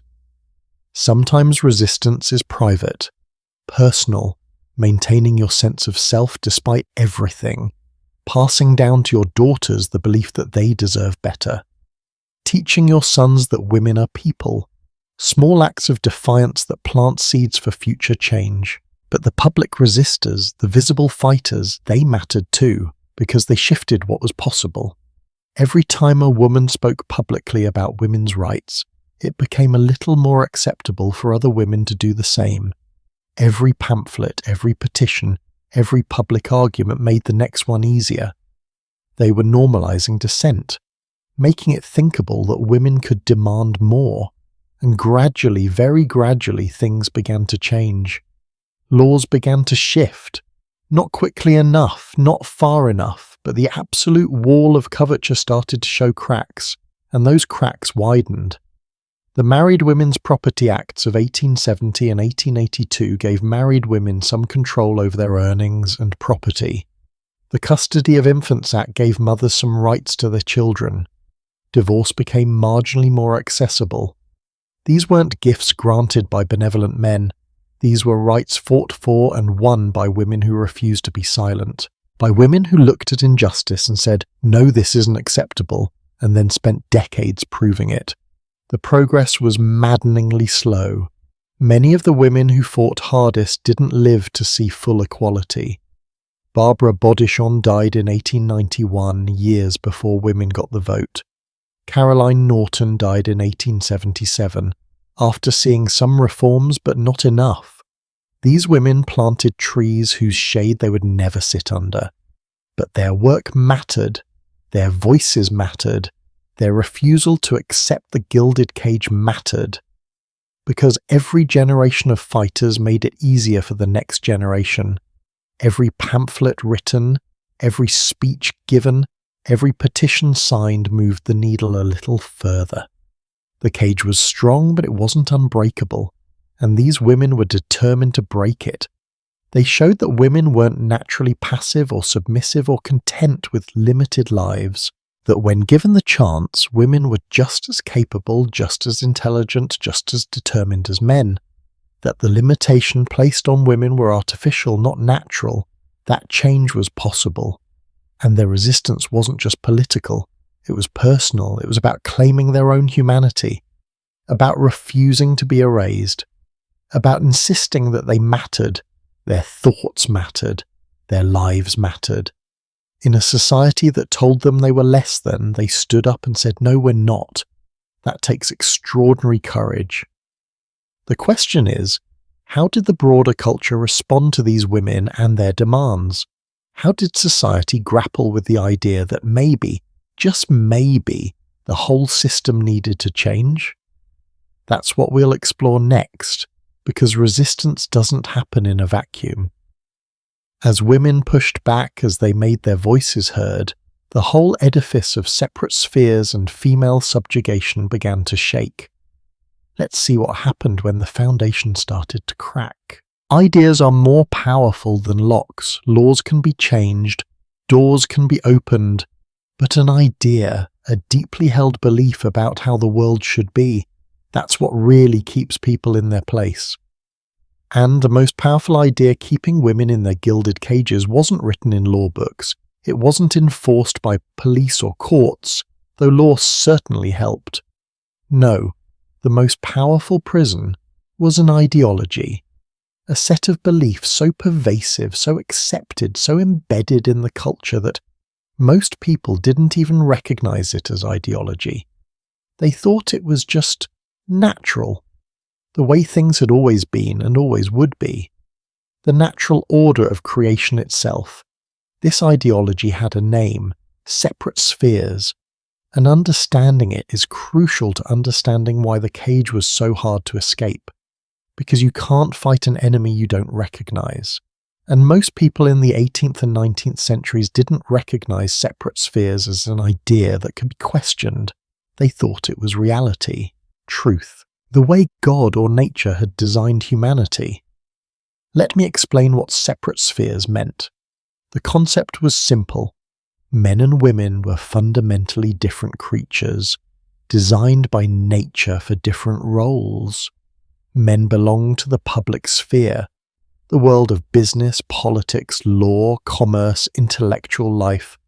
Women belonged to the private sphere, the home, the family, the domestic realm. And these spheres were meant to remain separate. Men shouldn't intrude into women's domain, and women definitely shouldn't intrude into men's. On the surface, this might sound almost fair, like a division of labour. Men do their thing, women do theirs, both are valuable in their own ways. But here's what made it insidious. The public sphere held all the power. The private sphere held none. Men controlled money, law, property, politics, all the levers of power in society. Women controlled the home, and even there, their control was limited because their husbands legally owned the home and everything in it. So separate but equal was a lie. The spheres weren't equal. One sphere had all the power and one had none. One sphere was valued, rewarded, recognized. The other was invisible, unpaid, taken for granted. But the ideology didn't frame it that way. Instead, it framed women's sphere as morally superior. Women, the ideology claimed, were naturally more virtuous than men, more pure, more spiritual, more nurturing, less corrupted by worldly concerns. And because of this moral superiority, women's role was to be the moral guardians of the home, the angel in the house, as a famous Victorian poem put it.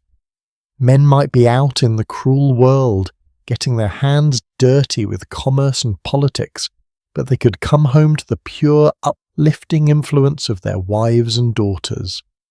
Home was meant to be a sanctuary, a haven from the harshness of public life, and women were meant to create and maintain that sanctuary.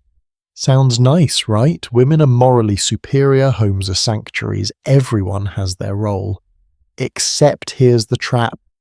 If women were morally superior because of their separation from the public world, then entering the public world would corrupt them, would destroy their special virtue, would make them less womanly.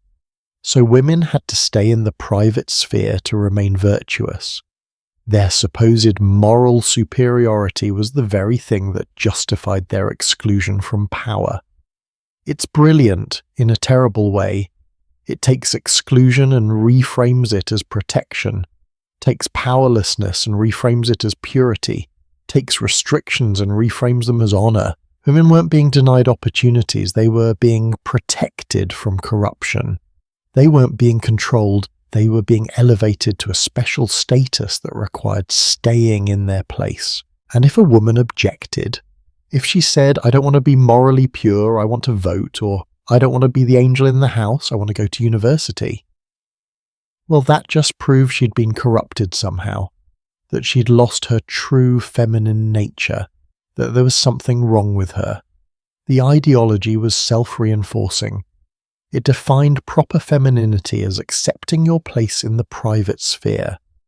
So any woman who wanted to leave that sphere was, by definition, improper, unwomanly, unnatural.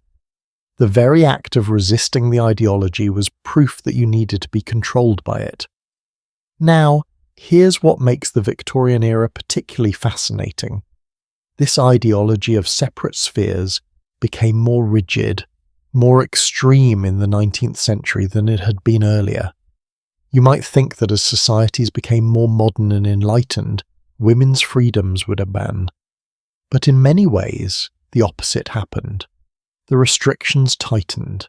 Why? Partly because of industrialization. In the 18th century and earlier, most people lived in agricultural communities. Men and women worked together on farms, in family businesses. The boundaries between home and work were blurrier. Women's labour was clearly essential to the household economy. Everyone could see that women worked and that their work mattered. But industrialization separated work from home. Men went to factories, offices, shops, places away from home. Work became something that happened outside the private sphere, and middle-class identity became tied to the idea that a man should earn enough that his wife didn't need to work. Having a wife who didn't work became a status symbol. It proved you were successful, that you'd made it. So as the middle class grew in the 19th century, this ideology of separate spheres intensified. It became a marker of respectability. Poor women still worked. They had to. But respectable women, middle and upper class women, were expected to stay home, to embody the ideal of the angel in the house. And the more strictly a family could enforce this, the more respectable they appeared. Let me give you a specific example of how this ideology played out. Queen Victoria herself, ironically, became the symbol of this domestic ideal. Victoria reigned from 1837 to 1901, 63 years. She was one of the most powerful people in the world. She ruled an empire. She made political decisions. She met with prime ministers and foreign dignitaries. She was the opposite of a passive domestic woman. And yet Victoria publicly embraced the ideology of separate spheres. She opposed women's suffrage. She believed women should focus on home and family. She famously said that women's rights activists were a mad, wicked folly. She presented herself and her marriage to Prince Albert as the ideal of domestic happiness. She had 9 children and emphasised her role as wife and mother. Why? Partly because Victoria genuinely believed in these ideas. She'd been raised with them. But partly because emphasising her domestic role made her political power more acceptable. If she presented herself as first and foremost a wife and mother who happened to also be queen, that was less threatening than presenting herself as a powerful ruler who happened to also be a woman. And the contradiction was lost on most people. They saw Victoria as proof that women could be virtuous and domestic while also being, well, the Queen of England. They didn't seem to notice that Victoria's life completely contradicted the ideology she was supposedly exemplifying. She had enormous public power. She made crucial decisions about law and policy. She was the ultimate public figure. But because she performed the right domestic rituals, praised her husband publicly, emphasised her role as mother, people accepted her. It's almost funny if it weren't so tragic.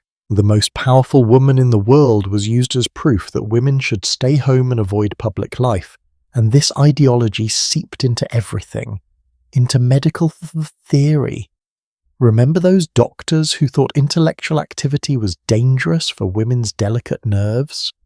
That came from separate spheres ideology. Women weren't supposed to think hard about serious subjects. That was men's sphere. When women crossed that boundary, it made them sick. Into education. Girls' schools taught accomplishments. Music, drawing, needlework, maybe some French or Italian. But rigorous academic subjects, mathematics, science, philosophy, those were for boys. When a few reformers tried to establish serious academic education for girls, they faced fierce opposition. Critics said it would make girls unwomanly, would damage their reproductive systems. Yes, doctors actually argued this. Would make them unfit for their true role as wives and mothers. Into law. We've talked about coverture, but coverture wasn't just a set of legal rules. It was justified by separate spheres ideology. The law said wives had no separate legal existence because they didn't need one. Their sphere was the home, and the home was managed by the husband. Women didn't need property rights because property belonged to the public sphere, which was men's domain, even into architecture. Houses were designed to enforce separate spheres. Wealthy Victorian houses had distinct areas, public rooms where visitors could be received, private family rooms, and service areas. Women's realm was supposed to be the private family rooms, the public rooms, the library, the billiard room, the smoking room, those were masculine spaces. The drawing room was feminine. The whole house was a physical manifestation of the ideology, and churches reinforced it. Ministers preached sermons about women's special role as moral guardians of the home, about how women's submission to their husbands was ordained by God, about how women who sought public roles or educational careers were rebelling against divine order. Religion gave the ideology sacred authority. It wasn't just social custom, it was God's will. Think about how powerful that is. You're not just fighting social expectations or laws or customs, you're fighting what you've been told is God's design for humanity. Questioning separate spheres means questioning divine order. That's terrifying for someone raised in a deeply religious society. It's easier to accept your lot, to believe that submission is virtue, than to risk eternal damnation. But here's where the ideology started to show cracks, because it contradicted reality in ways that became harder and harder to ignore. For instance, the ideology said women were too delicate, too pure, too morally refined for the harsh public world. But working-class women were out in that harsh world every day. They worked in factories, in mines, in fields. They weren't fainting from delicate nerves. They were enduring labour that would exhaust anyone. So what did middle and upper-class people do with this contradiction?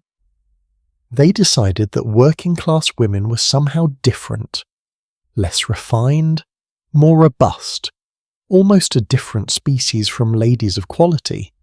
It's absurd, obviously, but it allowed the ideology to persist despite clear evidence against it. Similarly, the ideology said women weren't intellectually capable of serious academic work.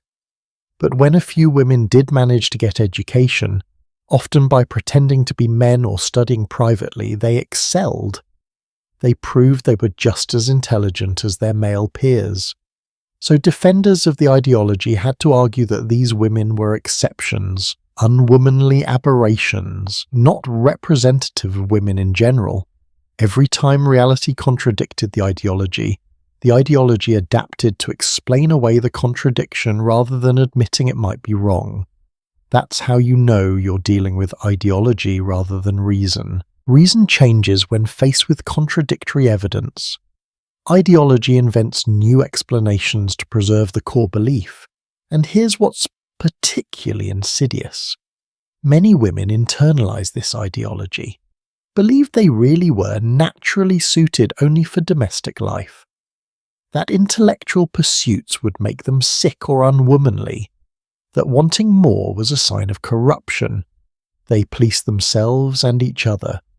Women who stepped out of line weren't just criticized by men, they were criticized by other women who'd accepted the ideology. There are letters from this era where women criticize other women for being too ambitious, too intellectual, too unfeminine, where mothers warn daughters not to show too much interest in serious subjects because it will make them unmarriageable, where sisters tell sisters to stop reading so much philosophy and focus on needlework. The ideology turned women against each other, made them enforcers of their own oppression. But, and this is crucial, not all women accepted it.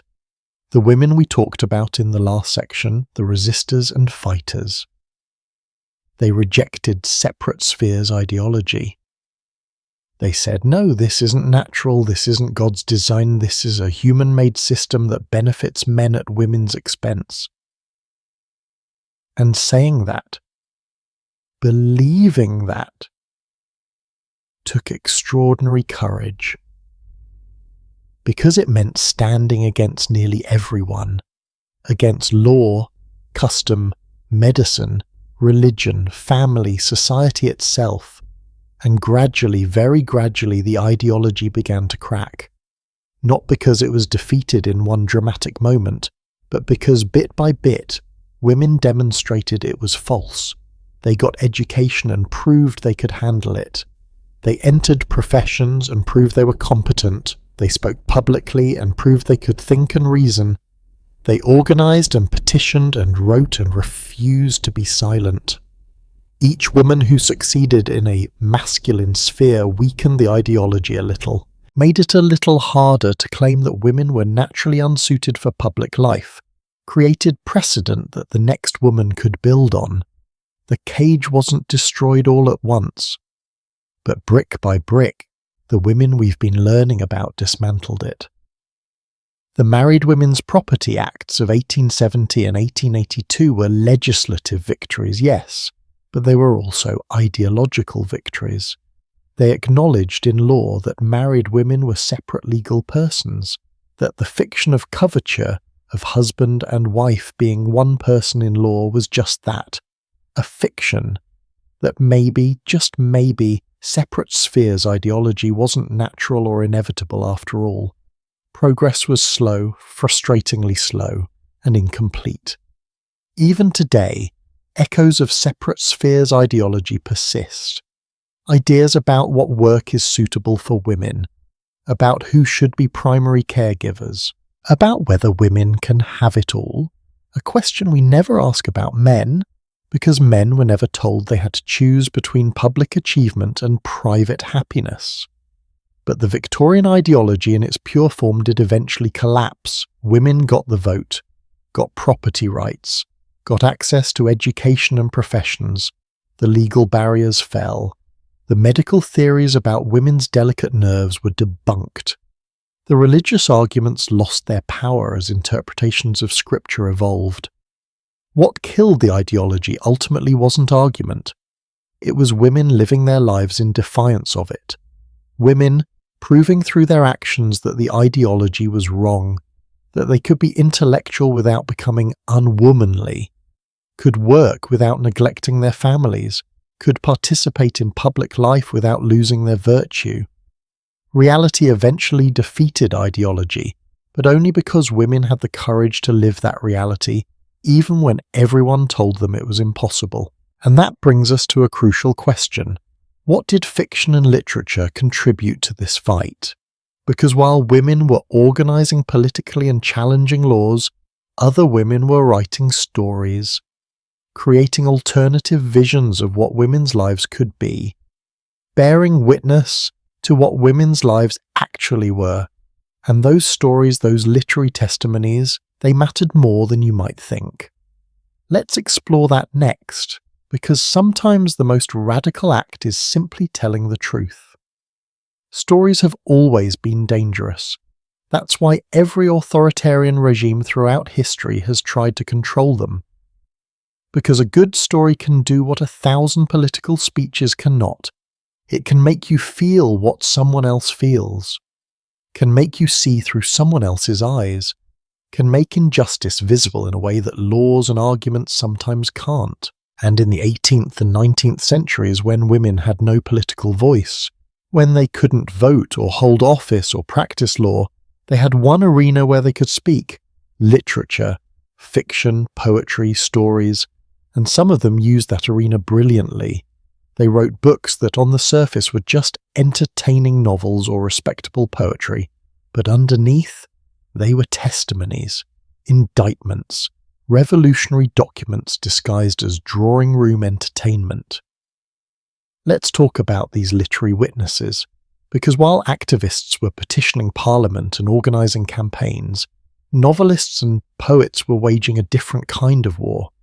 They were changing hearts and minds, making people feel the reality of women's lives.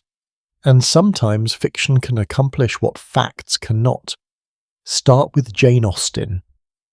Now you might be thinking Jane Austen, the romance novelist, the one who wrote about manners and marriage? Yes, exactly her. Because here's what's easy to miss if you just watch the pretty costume drama adaptations. Jane Austen was writing about economics, about power, about what happened to women in a society where they had no way to support themselves except through marriage. Take Pride and Prejudice, published in 1813. It's often read as a romantic comedy. Elizabeth Bennet and Mr. Darcy overcome their pride and prejudice, fall in love, live happily ever after. Lovely. But look closer. The entire plot is driven by economic anxiety. The Bennet family has 5 daughters and an entailed estate. What does that mean? It means when Mr. Bennet dies, the estate goes to a male cousin. His wife and daughters will be left nearly penniless. So Mrs. Bennet isn't just being careless when she's desperate to marry off her daughters, she's trying to ensure they don't end up destitute. Every joke about her obsession with eligible bachelors has a dark undercurrent.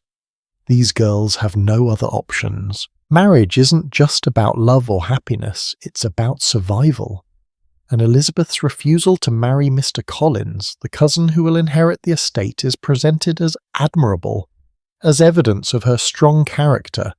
But it's also incredibly risky. She's turning down financial security, the only proposal she might receive that would keep her in her home. Her best friend Charlotte accepts Collins instead, explicitly saying she's not romantic and just wants a comfortable home. And Austen doesn't condemn Charlotte for this. She presents it as a rational choice given the circumstances. That's radical. Austen is showing that the system which forces women to marry for money, because they have no other way to survive, is the problem, not the women who make pragmatic choices within that system. She's exposing the cage even as she writes stories that seem to affirm marriage as happy endings. Or look at Sense and Sensibility, published in 1811. The Dashwood sisters lose their home when their father dies and the estate goes to their half-brother. They are dependent on relatives' charity. Their entire lives are upended by inheritance laws that favour male heirs. And Austen shows the casual cruelty of this, shows how women can be displaced, their security destroyed through no fault of their own. Jane Austen never married. She lived on money from her father, then her brothers, then from her writing, though she earned far less than she deserved because of how publishing worked. She knew firsthand what it meant to be economically dependent, and she wrote that knowledge into her novels in ways that are easy to miss if you're just focused on the romance. Now let's jump forward to Charlotte Bronte. Jane Eyre, published in 1847. If you remember, we talked briefly about Bertha Mason, the mad woman locked in the attic. But let's look at the whole novel, because Jane Eyre is, among other things, a revolutionary book about female autonomy. Jane is an orphan with no money and no connections. She becomes a governess, one of the few respectable jobs available to educated women without means. And Bronte shows us exactly what that meant. Jane is neither servant nor family. She exists in this liminal space. She's educated enough to teach the wealthy family's children but paid servants' wages. She eats alone, has no real companionship, is neither equal to her employers nor comfortable with the servants. It's a lonely, degrading position. And Bronte doesn't romanticize it. She shows the reality. And then Jane falls in love with Rochester, her employer. And he wants to marry her. Wonderful, right? Poor governess marries rich employer, classic fairy tale. Except Rochester is already married. His wife is the madwoman in the attic. And when Jane finds out, she leaves. She chooses poverty and uncertainty over becoming a mistress, over having a relationship based on lies. That's shocking for the time. The romantic thing would be for Jane to stay, to be swept up by passion, to accept whatever arrangement Rochester offers. But she doesn't. She asserts her right to make her own choices, her right to live according to her principles even when it costs her everything. And here's what makes the ending so important. Jane only marries Rochester after she's inherited money from a relative, after she's financially independent. The novel is explicit about this. She doesn't need Rochester's money anymore. She can survive without him. So when she chooses to return to him, it's a genuine choice. Not economic necessity disguised as love. Bronte is saying something radical, that real partnership requires equality, that women need economic independence to have genuine agency in their relationships, that marriages based on desperate economic need aren't really free choices. And let's talk about that mad woman in the attic, Bertha Mason. There's a whole scholarly interpretation that sees Bertha as Jane's dark double, the part of Jane that wants to rage and rebel against her circumstances. Bertha sets fires, destroys things, attacks Rochester. She's everything Victorian women weren't supposed to be. Violent, uncontrolled, sexual. She's been literally locked away, hidden, denied existence. Some scholars argue that Bertha represents what happens to women's rage and passion in a society that demands they be passive and pure. It gets locked in the attic, goes mad, eventually destroys itself. Whether Bronte intended this reading or not, it's powerful. The mad woman in the attic became a symbol of women's repressed anger at their circumstances. Now, Wilkie Collins. The Woman in White, published in 1859 and 1860. This is a sensation novel, basically a Victorian thriller, and it's about a woman being locked in an asylum to steal her inheritance. Her uncle and his accomplice conspire to have her declared insane and committed so they can control her money. And it works. She's trapped. Powerless. Everyone believes she's mad because that's what the men with authority say. This wasn't just fiction. Remember, we talked about real cases of women being committed to asylums for things like disobedience or reading too much. Collins took this real danger and made it into a thriller that had readers across England horrified. He made visible the vulnerability of women under coverture, how easily they could be declared insane, locked away, their property stolen. The novel was wildly popular, and it made people think about women's legal position in new ways. Fiction could do that, reach people who would never read a legal pamphlet or attend a political meeting, could make them feel the horror of a system they'd never questioned before. And then there's poetry. Elizabeth Barrett Browning wrote Aurora Leigh, published in 1856. It's a novel in verse, over 11,000 lines, about a woman who wants to be a poet, who chooses her art over marriage, who insists that women can be serious artists, not just dabbling amateurs. The poem was controversial. Critics said it was unwomanly, that the subject matter, which included fallen women and social problems, was too coarse for a lady poet. But it sold incredibly well, went through numerous editions. Women read it and saw themselves, saw their aspirations for something more than domestic life reflected back at them. There's a passage in Aurora Leigh where the heroine talks about women's education. She says that women are taught accomplishments but not how to think, taught to be ornamental but not useful. It's a direct critique of the education system we discussed earlier. And thousands of women read those lines and thought, yes, exactly, that's my experience. That's the power of a literature. It validates experience, makes people feel less alone, shows them that what they're feeling isn't unique to them, isn't a personal failure, but a shared experience of injustice. Even poetry that seems purely personal could be subversive. Christina Rossetti wrote poems about loneliness, isolation, unfulfilled desire. On the surface, they're just melancholic lyrics, but read in context, they're testimonies to the emotional starvation we've been discussing, the empty days, the lack of purpose, the gilded cage. She wrote a poem called A Triad about 3 women, one who loves too much and is destroyed, one who never loves and grows cold, one who holds back and is left with nothing. All 3 outcomes are negative. There's no way for women to win in the system as it exists. That's not just a sad poem. That's social critique disguised as lyric poetry. And we have to talk about the Bronte sisters collectively. 3 sisters, Charlotte, Emily and Anne, living in a parsonage in Yorkshire, writing at night after their day's work was done, publishing under male pseudonyms because they knew their work wouldn't be taken seriously otherwise, supporting each other, creating some of the most enduring novels in English literature. Emily's Wuthering Heights is wild, passionate, violent, nothing like what respectable women were supposed to write.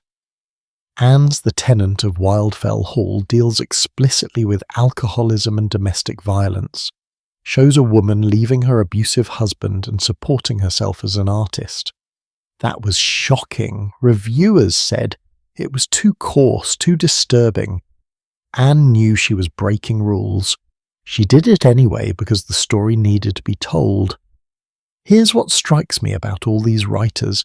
They were working within constraints. They couldn't be too explicit, couldn't be too radical, or they wouldn't get published. Couldn't use their real names, or they wouldn't be taken seriously. They had to disguise their critiques as entertainment, make their revolutionary ideas palatable by wrapping them in plots about courtship and marriage. But they did it brilliantly. They created characters that readers loved and cared about, and then they showed those beloved characters struggling within the system, being hurt by it, fighting against it. Readers who would dismiss a political argument might be moved by Jane Eyre's suffering, or Elizabeth Bennet's wit, or Aurora Leigh's aspirations. Fiction creates empathy in ways that argument cannot. When you read about a character, you inhabit their perspective. You feel what they feel, and that can change you, can make you see injustice you were blind to before.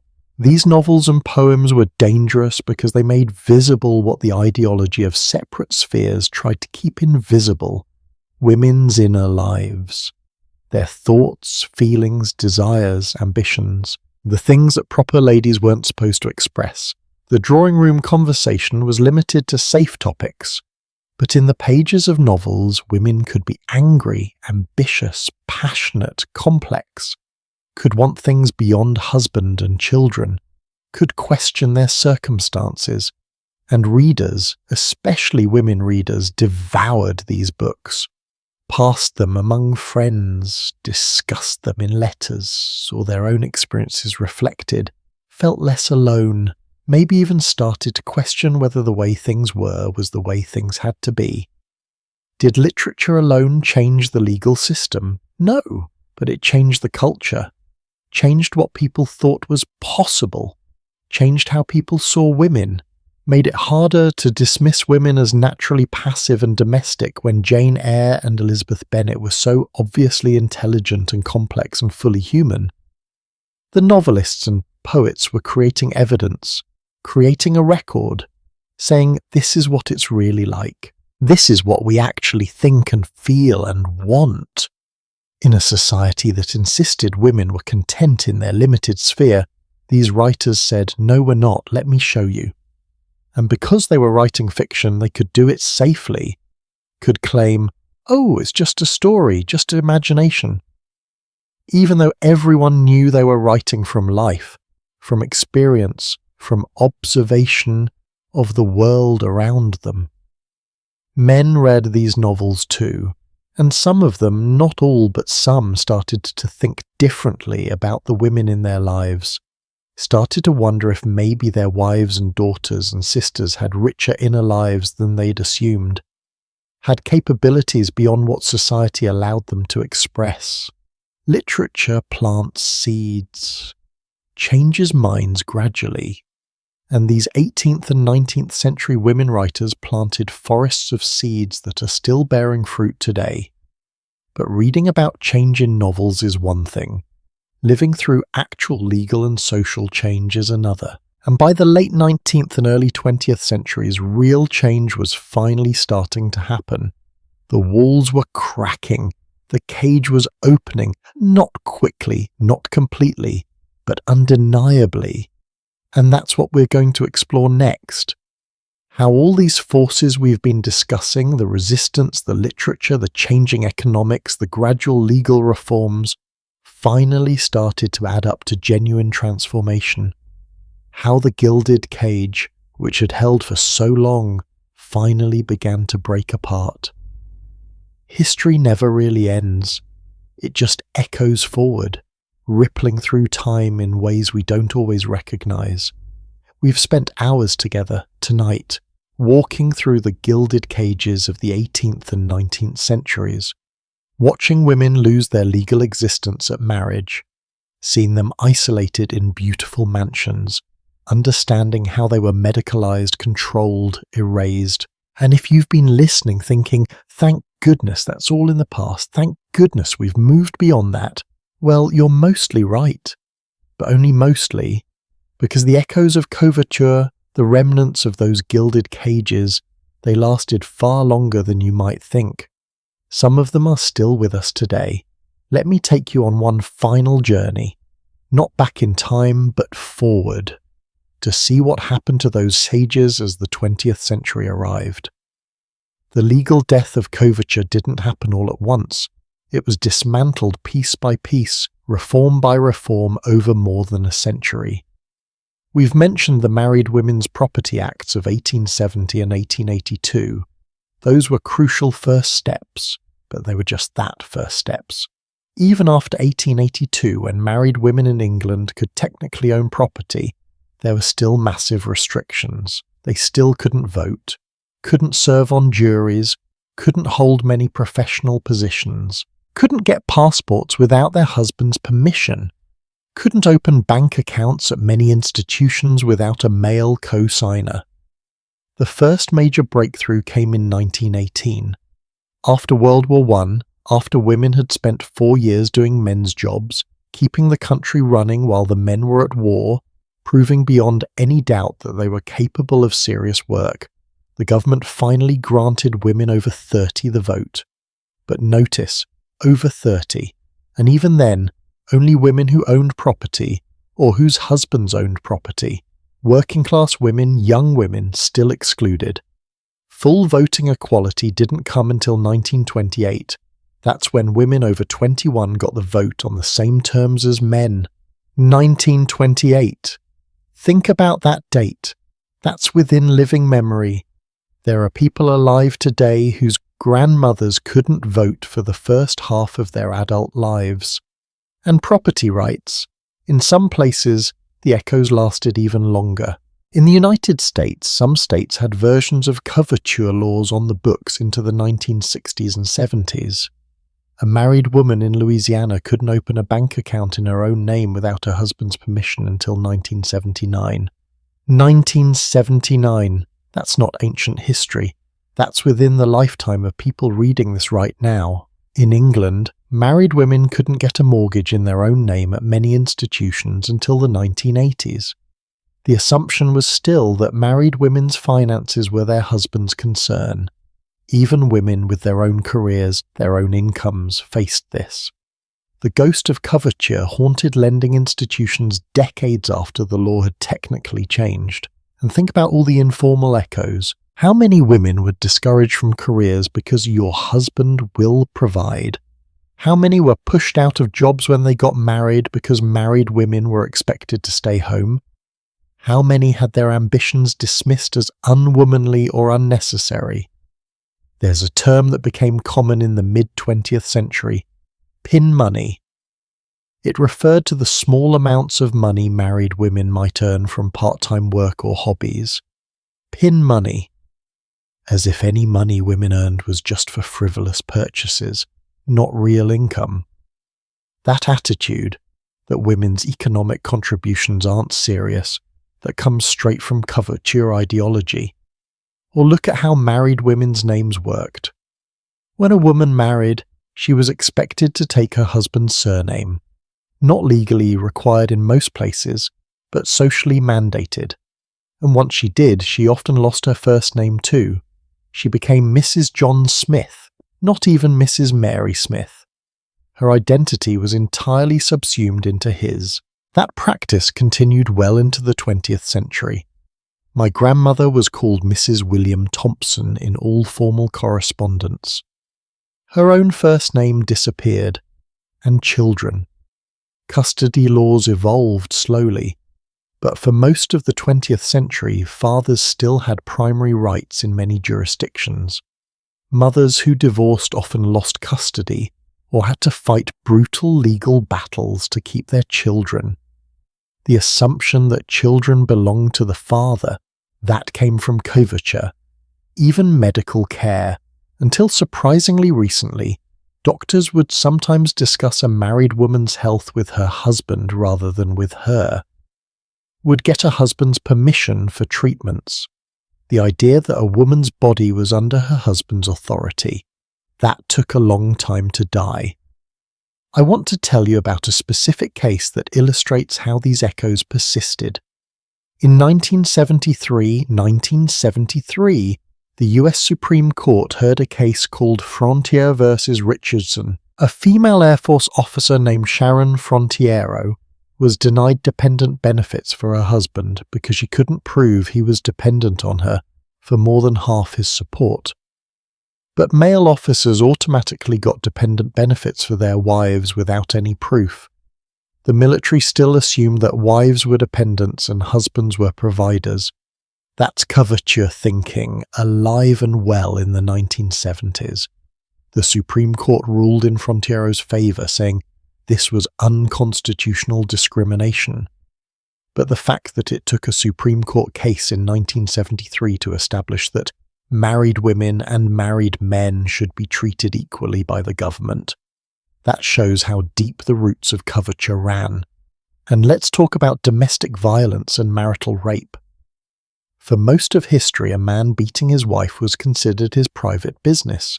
The law stayed out of family matters, and marital rape, that wasn't even recognized as a concept. The idea was that marriage constituted permanent consent. A woman couldn't refuse her husband. That's coverture, Her body belonged to him. Marital rape wasn't fully criminalized across the United States until 1993. Some of you watching this were alive when it was still legal in some states for a husband to rape his wife. In England, marital rape only became illegal in 1991. Think about that. The principle that a married woman's body was her own, that she had the right to say no even to her husband, that wasn't legally established until 30 years ago in some places. That's how long the shadow of coverture stretched. Now, does all this mean nothing has changed? Of course not. The changes have been enormous, transformative. Women today in most developed countries have legal equality, can own property, sign contracts, pursue any career, control their own finances, vote, hold office. The formal legal barriers are gone. But, and this is important, informal barriers remain. Cultural assumptions, social expectations, the ways we think about gender roles, about work and family, about who should do what. These things don't change as quickly as laws do. Even today, women do more unpaid domestic work than men on average, are more likely to reduce their work hours or leave jobs to care for children or elderly relatives, are penalized professionally for having children in ways men aren't, face assumptions about their capabilities and commitment, earn less than men for the same work in many fields. None of this is coverture, but all of it has roots that trace back to the ideology we've been discussing. The idea that women's primary sphere is the home, that their work outside the home is secondary, that they're naturally suited for caring labour and men for paid work. These are echoes, fainter than they were, but still audible if you listen. And here's what's both hopeful and sobering. The progress that's been made didn't happen naturally. Didn't happen because society gradually became enlightened. It happened because women fought for it. Every right women have today was won by women who refused to accept the status quo, who organised and petitioned and wrote and spoke and marched and sometimes went to jail, who pushed and pushed and pushed until the walls finally cracked. The suffragettes in the early 20th century, the ones who chained themselves to railings, went on hunger strikes, endured force-feeding in prison. They were called hysterical, unnatural, unwomanly. The same criticisms that had been used for centuries, but they didn't stop. And eventually they won. The women's liberation movement of the 1960s and 70s, fighting for workplace equality, reproductive rights, recognition of marital rape as a crime. They faced massive backlash, were called man-haters, bra burners, threats to the family, but they didn't stop, and they won crucial victories. And today's feminists fighting for pay equity, against harassment, for parental leave policies, for recognition that domestic labour has value. They face the same pattern of resistance, the same claims that they're asking for too much, that they should be grateful for what they have, that they're undermining natural gender roles. Progress requires constant pressure. The moment you stop pushing, the moment you think the work is done, old patterns reassert themselves. Rights that seem secure can be rolled back. Gains can be lost. But here's what gives me hope, and what I want you to take away from this journey we've been on. Change is possible. The gilded cages that seemed eternal, that were justified as natural and inevitable and divinely ordained, they're gone. The legal structure of coverture that erased married women's existence for centuries, it's been dismantled. The ideology of separate spheres that restricted women to the domestic realm, it's been challenged and weakened. Women today have opportunities that would have been unimaginable to the women trapped in those country estates. Can live independently, can choose their paths, can be financially autonomous, can leave bad marriages, can control their own bodies, can speak and write and organise freely. None of this was inevitable. All of it was fought for and won. And every woman who benefits from these freedoms stands on the shoulders of the women we've learned about tonight.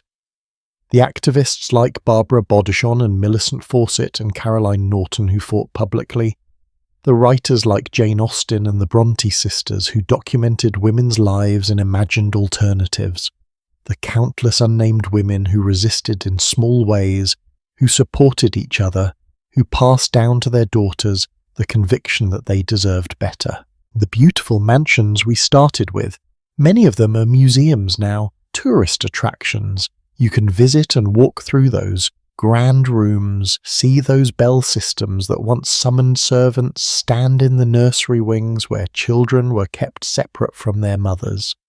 They are monuments to a way of life that no longer exists, to a system that was dismantled by the courage and persistence of women who refused to accept their cages. But we should visit those places not just to admire the architecture or imagine the glamour.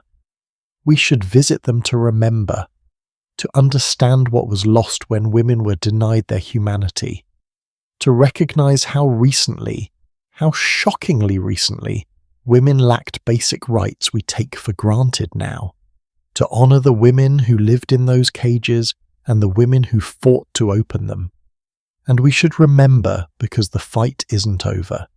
Echoes remain, assumptions persist, and in some parts of the world, women still live under systems that deny their basic humanity, still lack the right to education, to work, to choose whom they marry, to control their own bodies. The gilded cage exists still for millions of women, just in different forms, different places. But if there's one thing this journey has taught us, it's this. Change is possible. Systems that seem immutable can be transformed. Cages that seem unbreakable can be shattered. It takes time, takes courage, takes persistence, but it can be done, has been done, is being done.